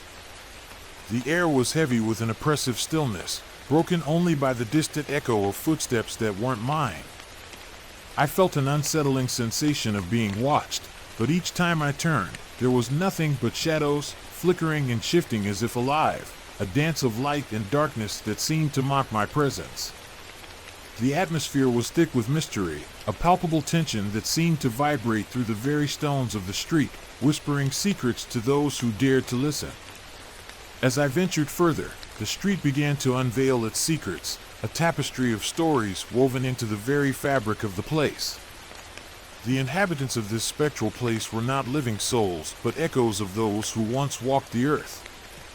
They flickered in and out like mirages, each trapped in a loop of their own making, reliving moments of regret and sorrow, a dance of shadows that spoke of lost dreams and forgotten hopes.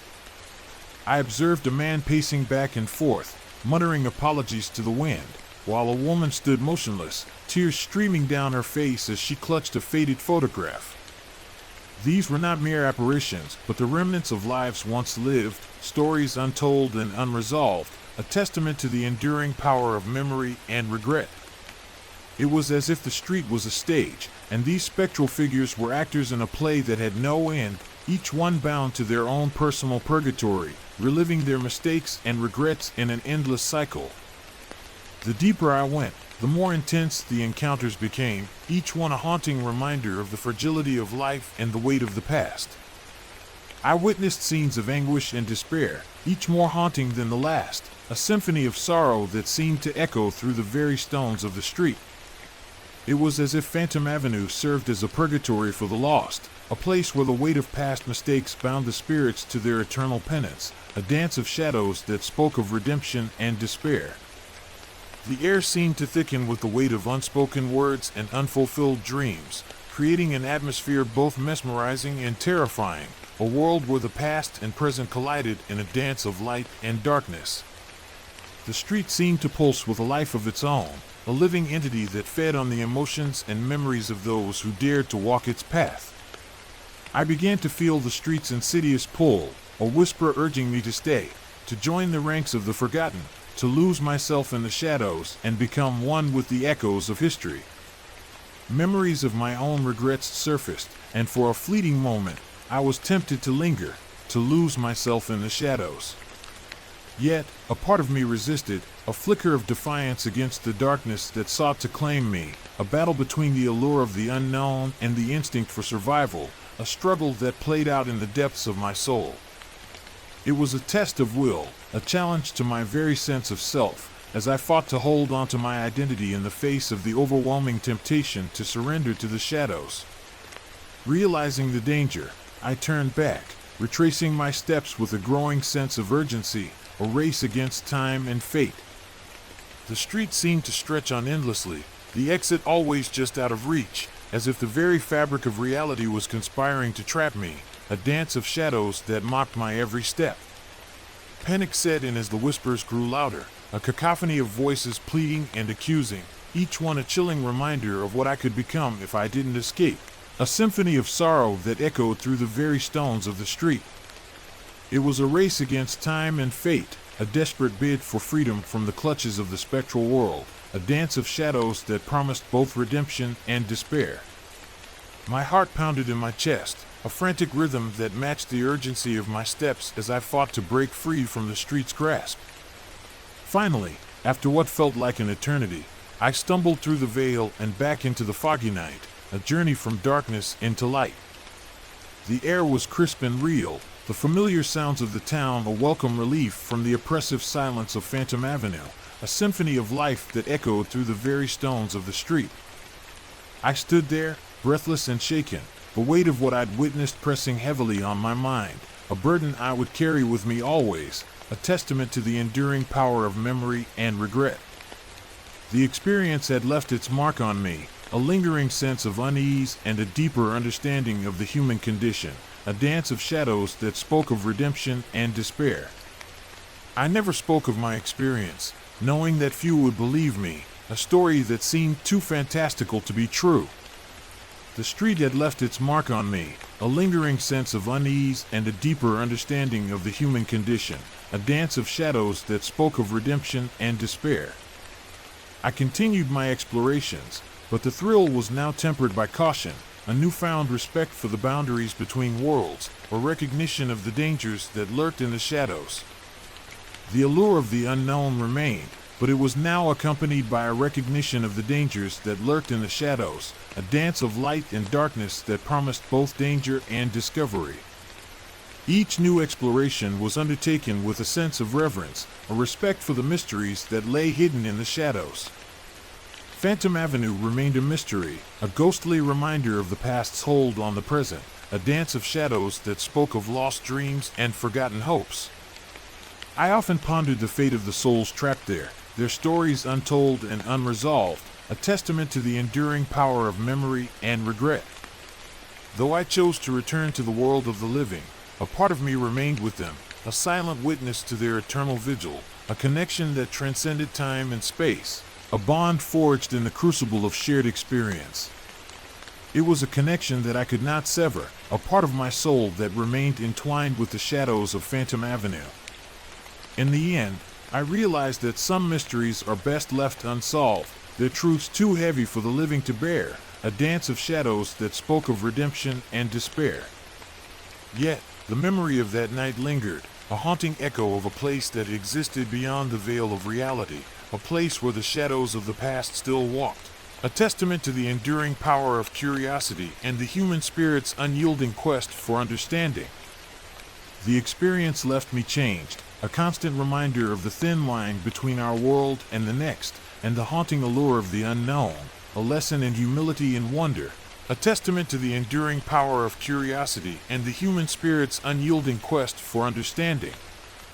It was a journey that had taken me to the edge of the unknown and back, a journey that had left its mark on my soul, a reminder of the mysteries that lay just beyond the edge of perception, waiting to be discovered by those brave enough to seek them out. Living in a suburban neighborhood has always provided a distinctive mix of benefits that I have come to cherish over the years. The calm streets, where children play freely and neighbors greet each other with warm smiles, create a serene environment that feels almost like a cocoon of safety. The tranquility of these streets, lined with trees and dotted with friendly faces, is something I have always found deeply comforting. The familiar faces of neighbors, people who have become more like an extended family, offer a sense of continuity and belonging. This constant sense of community, where everyone looks out for one another, has always been a source of peace and contentment for me. It's a place where I could retreat from the chaos of the outside world and find solace in the predictability of everyday life. The routine of waving to neighbors, sharing small talk, and knowing that help is never far away has been a reassuring backdrop to my life. However, I was completely unprepared for the unsettling series of events that were captured by the newly installed surveillance cameras at the entrance of my home. This device, originally intended as a simple precautionary measure, quickly turned into a portal revealing a world of strange and eerie occurrences lurking just beyond my doorstep, challenging my perception of security and shaking the foundation of my once unshakable sense of safety. It all started on what seemed to be an ordinary Tuesday night. The day had been typical, filled with the usual routines of work and family life, and I had settled into my evening with a sense of contentment. I had recently installed a doorbell camera, driven more by curiosity than any pressing need, given the perceived safety of our neighborhood. The decision to install the camera was more about keeping up with modern technology than any real concern for safety. Little did I know at the time, this small addition would soon unveil an unsettling series of events that would forever change my perception of safety within my own home, making me question the very essence of security in familiar surroundings. The camera, which I had thought would simply provide a sense of reassurance, quickly became a window into a world I had never imagined existed so close to home. The first incident, in hindsight, was relatively mundane compared to what was to follow. Around 10 p.m., as I casually reviewed the day's footage, a peculiar figure caught my attention. A man, dressed in an unremarkable manner, approached my door and pretended to knock. His eyes, however, darted nervously back and forth, betraying his seemingly innocent demeanor. What initially appeared to be a harmless act took a bizarre turn when he stepped aside to engage in a hushed conversation with someone in a car parked just beyond the camera's view. I watched, puzzled and uneasy, as they exchanged something through the car window before the man hurriedly left the scene. This encounter left me with a lingering sense of unease, a hollow yet heavy feeling that settled in my chest and refused to dissipate, gnawing at my peace of mind and leaving me with more questions than answers. A few days later, the camera captured another unsettling encounter. This time, a persistent salesman appeared at my door, refusing to accept silence as an answer. I wasn't home at the time, but his face lingered close to the camera, his eyes scanning my property with an unsettling intensity. His demeanor was unnervingly insistent, and I couldn't shake the feeling that his intentions were far from innocent. I reported the incident to the authorities, hoping to prevent any future occurrences. As the days passed, the comfort of my home began to feel less like a sanctuary and more like a stage for these unpredictable and unnerving visitors, each encounter chipping away at the sense of security I once took for granted. The sense of violation lingered, making me question the safety and privacy I had always assumed were inherent in my home. The footage continued to roll, and the strange occurrences only seemed to multiply. One day, a woman appeared on the camera, slight of frame and dressed in a mismatched assortment of clothing. Her behavior was erratic, characterized by jerking movements and muttered phrases that were just audible through the camera's microphone. She lingered at the door, swaying as if caught in a trance. Her sudden outbursts of laughter echoed eerily in the quietude of the evening, sending chills down my spine. When she finally departed, I was left staring at the screen, wondering what turmoil or desperation had driven her to my doorstep, pondering the stories and struggles hidden behind her unsettling presence. The encounter left a haunting impression, a reminder of the unseen struggles that might be unfolding just beyond my view.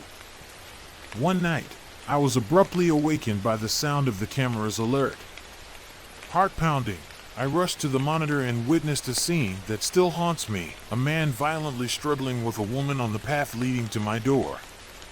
The horrifying turn of events played out in mere seconds. The woman managed to break free, fleeing into the night while the man chased after her, leaving behind a tangled web of fear and confusion in the space we briefly shared. This raw display of human desperation shattered the illusion of safety I had long held dear, leaving me with a profound sense of vulnerability, forcing me to confront the harsh realities lurking just beyond the boundaries of my home.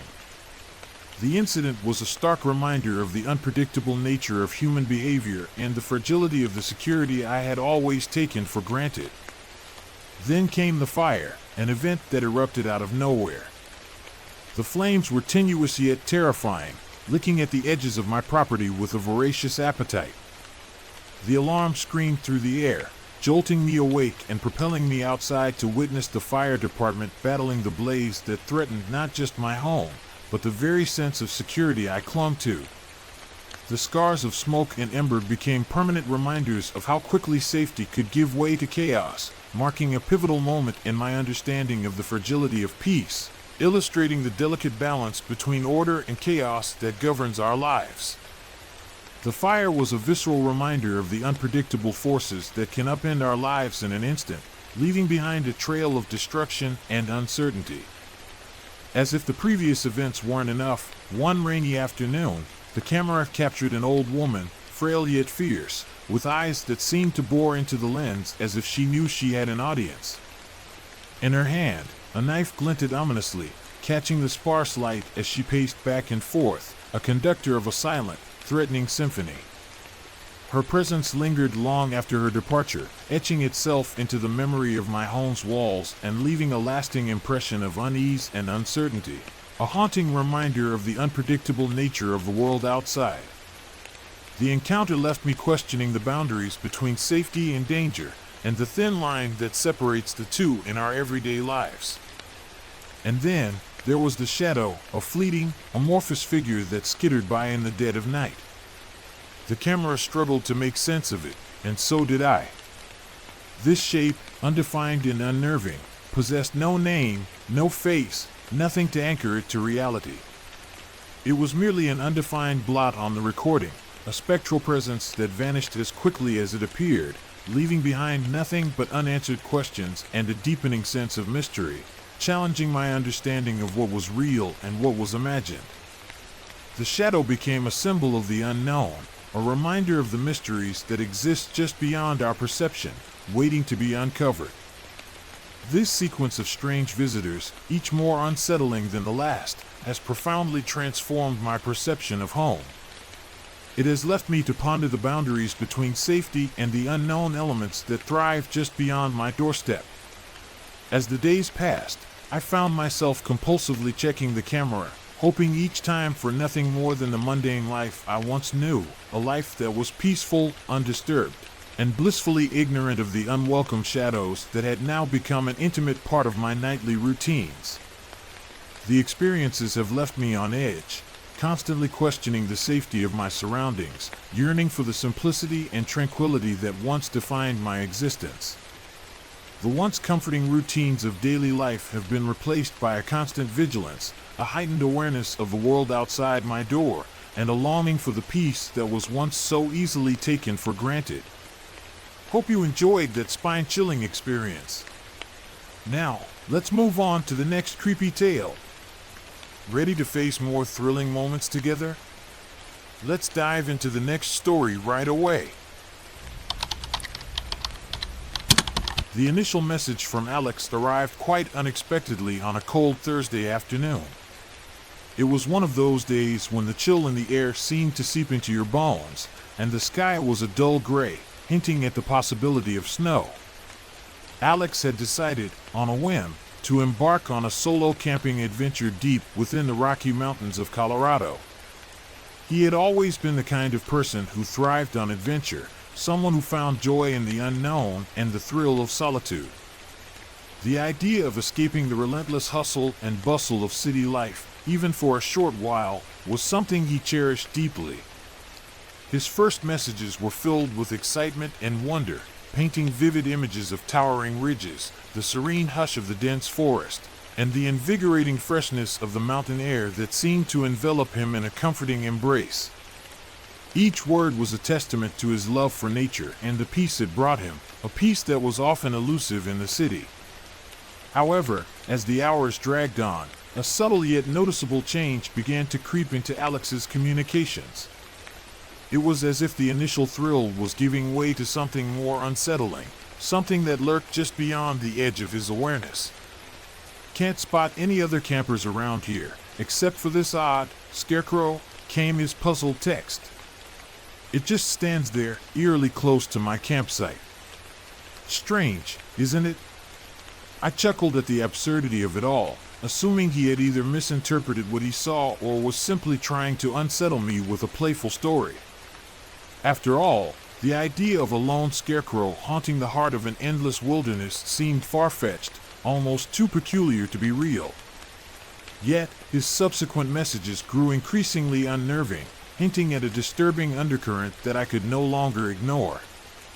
It was as though the wilderness itself had taken on a more sinister aspect, the shadows lengthening and deepening as the day wore on. The scarecrows edging nearer each time I looked, Alex confided, now with a hint of unease. I swear, it wasn't this close when I set up camp. His words carried an unsettling quality, reminiscent of a script from a horror film conceived by someone with an overactive imagination. Yet, Alex was hardly one to exaggerate. His accounts of his adventures were usually grounded in reality rather than fiction. He had always been a rational thinker, someone who preferred facts over fantasy. The following day, it became undeniably clear that something was dreadfully amiss. The air seemed to carry a weight, a tension that was almost palpable, pressing down on everything like an unseen force. You won't believe this, Alex's latest message was punctuated by an uncharacteristic alarm. My hat, it's perched on the scarecrow. I never went near the thing. I'm absolutely sure of it. The very image evoked by his words, a solitary scarecrow, inexplicably adorned with Alex's hat amid an untouched wilderness, was enough to send shivers down my spine. His messages conveyed not just disquiet, but an escalating anxiety that was starkly unlike him. A compulsion to understand drove him to remain, despite my frantic urging for him to abandon the campsite immediately. Alex promised to deliver explanations for these bizarre occurrences bright and early the next morning. The promise of clarity was a thin comfort, barely enough to stave off the growing dread that gnawed at me. Night descended, bringing with it a haunting silence, interrupted only by the absence of any word from Alex. Concerned, and tethered to my phone by relentless anxiety, I reached out to the nearest ranger station and local law enforcement. I relayed every perplexing detail Alex communicated to me and the creeping dread these messages inspired. They assured me of dispatching personnel to investigate his whereabouts, but their reassurances did little to allay my fear. The night stretched on, each minute feeling like an eternity as I waited for news.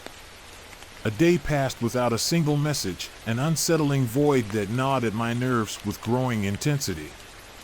With mounting apprehension, I resolved to make the journey into the mountains myself, driven by the haunting silence and consumed by a cascade of ominous thoughts. The journey was long and fraught with tension, each mile bringing with it a sense of impending doom. Upon reaching the campsite, I was met with a scene of utter disorder. Alex's tent lay in tatters, forlorn and unoccupied amidst the rustling forest. Trees swayed with the whispering wind, as though conspiring to weave a tale of untold despair around the scattered remnants of the site. Amidst the debris, I discovered his phone, a silent vessel still aglow with the remnants of a final, unfinished message. I think the scarecrow. I don't think it's a scarecrow at all. It once, beyond that, the text became a mess of incoherent symbols, offering no further clarity. A primal instinct simmered within me, screaming that something was decidedly wrong. The urge to leave intensified at that moment, but it was then that I noticed it, the scarecrow. Except this wasn't an ordinary scarecrow crafted from straw and old rags. Its ghastly form stood starkly against the backdrop of ancient trees, human-like, yet hideously deformed in both proportion and presence. It watched with a silent malevolence, a sentinel in this dread-laden domain. As terror surged through me, I stumbled backward, desperately reaching my car as I tripped over the rough earth. Just then, emerging from the forest came a figure, a police officer. Relief momentarily washed over me until I noticed his expression, a sinister smile that perfectly mirrored the unnerving atmosphere that enveloped the scene. His voice was low, infused with a malevolent edge. Not everyone finds their way out, especially those who learn too much. His cryptic menace coincided with the emergence of another figure. From the gloom behind him stepped something inexplicably harrowing. This new entity bore no semblance to a human, with unnatural pallor and void-like eyes, yet within them gleamed an awareness wrought with malign intent. The officer's presence was no saving grace, rather, it was an extension of the nightmarish theater set in motion against Alex and perhaps others unsuspecting of this sinister scheme. Here, he and whatever horrors resided in the guise of a scarecrow orchestrated twisted lures for campers, feeding an insatiable darkness. Seized by instinctual fear, I managed to escape, the forest verging past in a blur as the scarecrow and its master faded into obscurity in my rearview mirror. I didn't yield in my flight until miles separated me from that cursed spot. When I eventually alerted the authorities, recounting the chilling saga with every detail, cynicism mingled with their pledged investigation. Despite my escape, Alex's disappearance haunts me, a relentless specter of dread woven tightly with the haunting mystery of what sinister forces dwell within those depths. Some nights, slumber frays at the edges as I am jolted awake, the silence of the scarecrow echoing in my thoughts and the officer's malevolent grin rooted deep within my consciousness, a harrowing reminder that in some forgotten vale of despair, such horrors wait, ever vigilant, like ghostly sentinels of never-ending nightmares. I hope you found that spine-chilling experience as captivating as I did. Now, let's move on to the next creepy tale. Are you ready to face more thrilling moments together? Let's dive into the next story right away. The memory of that night remains etched in my mind, as if it were only yesterday. It is a vivid recollection that refuses to fade with time, a persistent reminder of the events that unfolded. The winds roared with a ferocity that seemed almost supernatural, their howls echoing through the night like tormented spirits, a chilling symphony that accompanied my journey. Each gust seemed to carry with it a sense of foreboding, as if the very elements were warning me of the trials that lay ahead. I maneuvered cautiously through the winding, perilous roads leading to the secluded Victorian manor, each turn fraught with danger and uncertainty. The relentless rain pounded against my windshield with an unyielding intensity, reducing visibility to mere inches and transforming the world outside into a blur of shadows and water. The rhythmic drumming of the rain was both hypnotic and unnerving, a constant reminder of the storm's fury. Yet, despite these formidable challenges, my determination was unshaken, driven by a sense of urgency that propelled me forward. I had been summoned by a desperate call from a woman named Lisa, her voice barely audible over the crackling static of the phone line. It was fraught with fear and urgency, a plea that resonated with desperation and helplessness. The message she conveyed was clear and chilling, a warning that a malevolent force had overtaken her ancestral home, enveloping her family in a suffocating shroud of terror. This ominous revelation weighed heavily on my mind as I pressed on, the gravity of the situation underscoring every mile of my journey. The road seemed to stretch endlessly, each passing minute amplifying the tension that had taken hold of me. As I approached the mansion, its silhouette slowly emerged from the darkness, imposing and enigmatic, a shadowy figure against the stormy backdrop. The once grand structure was now cloaked in shadow, its intricate details obscured except for the brief moments when lightning illuminated its decaying splendor. Each flash of light revealed glimpses of the manor's former glory, now overshadowed by neglect and decay. Ivy had claimed the walls, entwining itself with the aged bricks in a relentless embrace, while the windows, dark and foreboding, seemed to gaze out with a haunted awareness into the tumultuous night. These windows, like eyes, seemed to follow my every move, observing silently as I approached. I paused to steady myself, inhaling deeply to calm my nerves, and tightened my grip on the case containing my sacred tools before advancing towards the massive wooden door that loomed before me. Lisa met me with a palpable sense of relief, her eyes reflecting a tumultuous mix of hope and residual dread, emotions that battled for dominance within her. Her expression was one of gratitude, yet it was clear that the ordeal had taken its toll on her.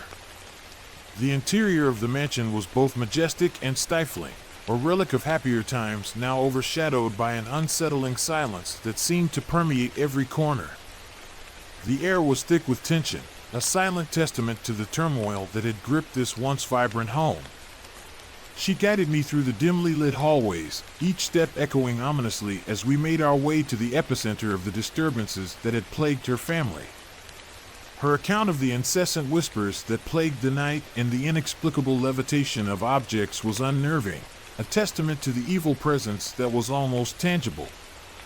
It felt as if the air itself had thickened, resisting my every movement with a malevolent force that sought to impede my progress. I began the meticulous preparations for the exorcism, the air heavy with tension and expectation, a charged atmosphere that crackled with anticipation. Each movement was deliberate, each action steeped in ritual and tradition. I started by sanctifying the space with incense, murmuring invocations meant to flood every nook and cranny of the mansion with purifying light, a beacon of hope against the encroaching darkness. The scent of the incense mingled with the musty air, creating an otherworldly ambience. Lisa stood at a respectful distance, her fingers wrapped tightly around an old family locket, perhaps serving as her shield against the encroaching fear that threatened to overwhelm her.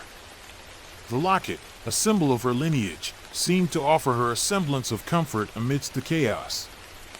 As I initiated the sacred chants, the atmosphere within the room shifted abruptly, a palpable change that sent a shiver down my spine. The flames of the candles danced erratically against an unseen breeze, casting flickering shadows that contorted grotesquely along the walls. The sinister whispering intensified, a chaotic symphony of voices striving to drown out my incantations, each word a battle against the malevolent chorus that sought to overpower me. The cacophony was relentless, a testament to the entity's determination to remain. Yet, rooted in age-old tradition, I persevered with unwavering resolve, my spirit fortified by the knowledge of those who had come before me. The struggle was fierce, a storm both inside the manor and within my own spirit, a test of will and faith. Objects around us were hurled across the room with violent force, challenging the limits of my concentration and resolve.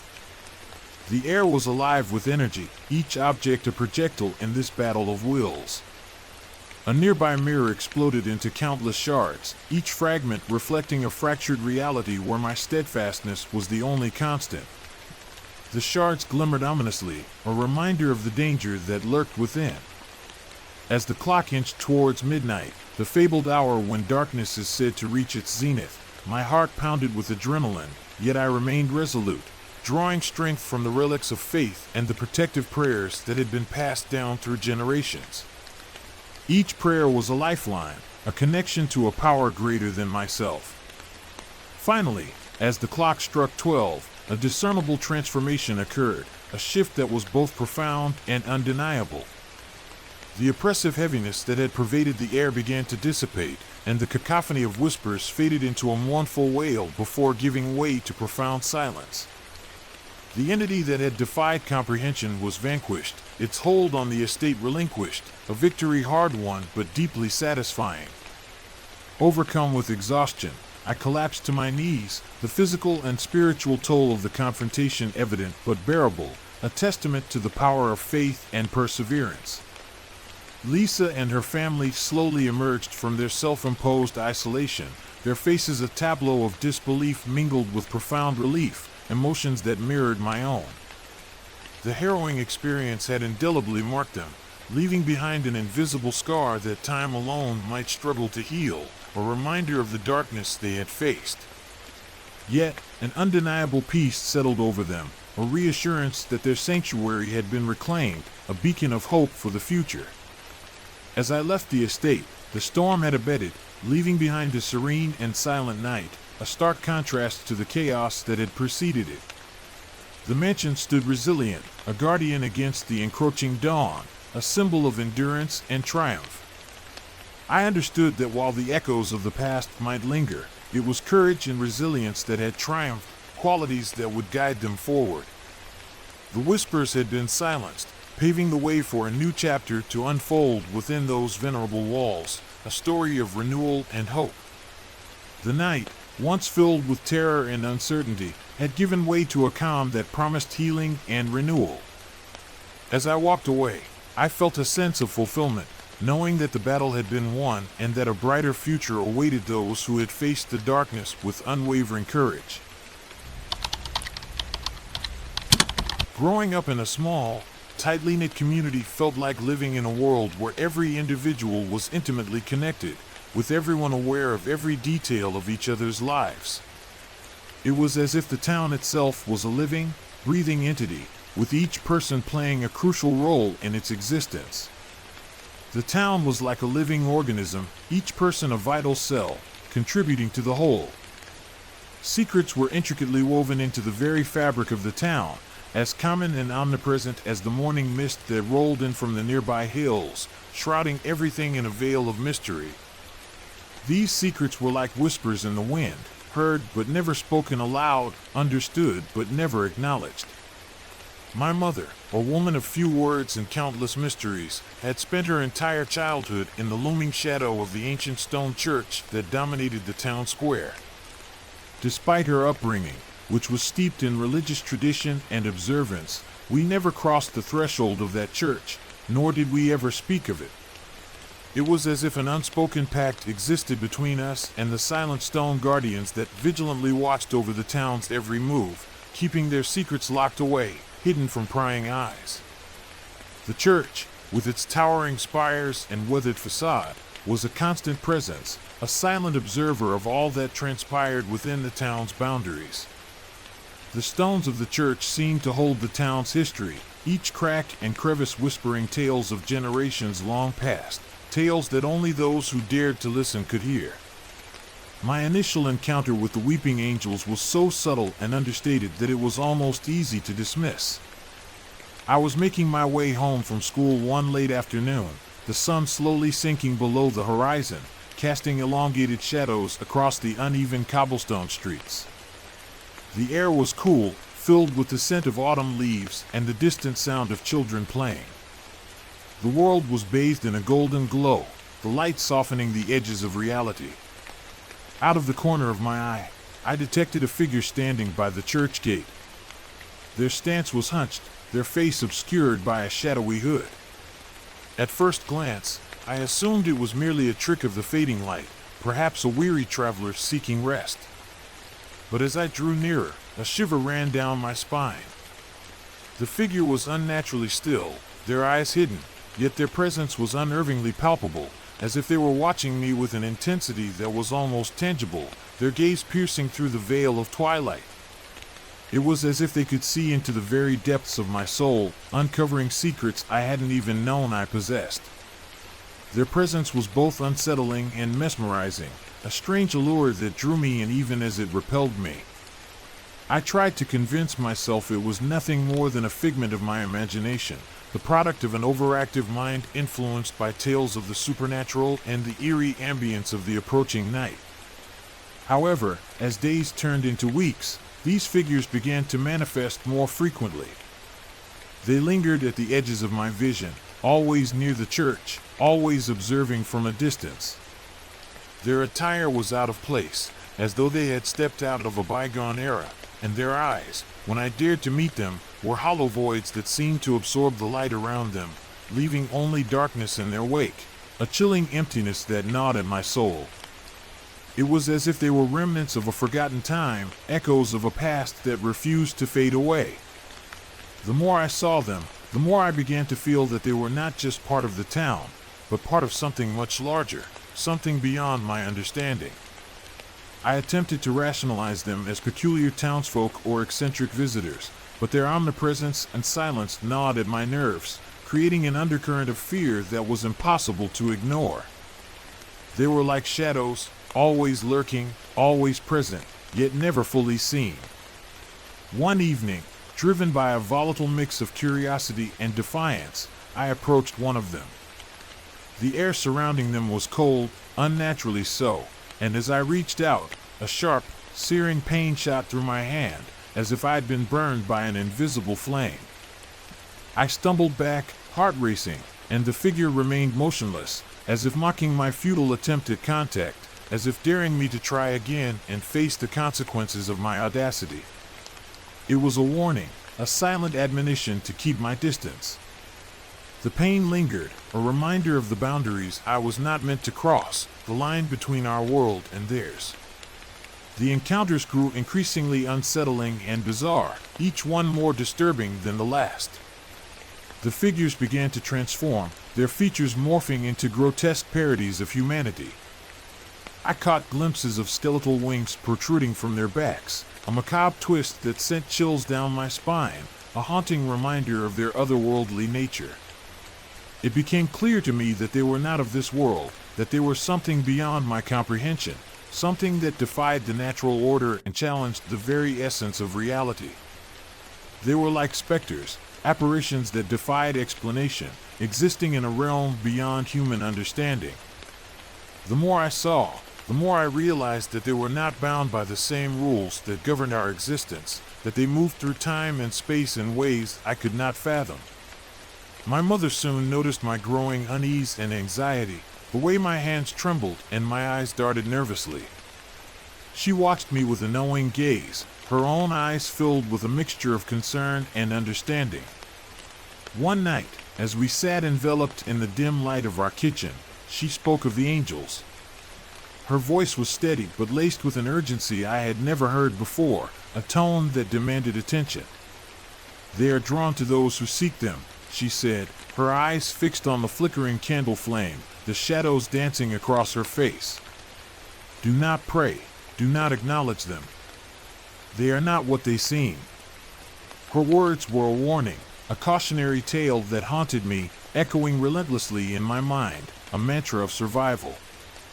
It was as if she had seen them too, as if she understood the danger they posed. Her eyes held a depth of knowledge that I had never seen before, a wisdom born of experience and a lifetime of silent observation. I realized then that I had to leave, to escape the suffocating presence of these weeping angels. With a heavy heart, I packed my belongings, each item a poignant reminder of the life I was leaving behind, the memories I was abandoning. The decision was not easy, but it was necessary, a means of self-preservation. On the day of my departure, the town was eerily silent, as if holding its breath, the usual sounds of daily life muted.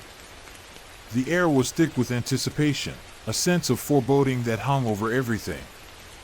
As I walked to the train station, I felt their eyes on me, a silent farewell from the angels, their presence a constant shadow. My mother stood at the door, her face a mask of stoic resolve, her eyes betraying a hint of sadness. "Stay away from the shadows," she whispered as I embraced her for the last time, her voice barely audible. "And never look back." Her words were a plea, a final piece of advice to guide me on my journey. Her embrace was warm, but her words were cold, a stark reminder of the reality I was leaving behind. The train ride was long and arduous, the landscape a blur of colors as I distanced myself from my hometown and the angels that haunted it. The rhythmic clatter of the train wheels was a soothing lullaby, a promise of a new beginning. The further I traveled, the more the tension in my chest began to ease, replaced by a tentative hope for the future. I eventually found a new city, a new life, but the memory of those hollow eyes and skeletal wings lingered, a specter that refused to be exorcised, haunting my dreams and my waking thoughts.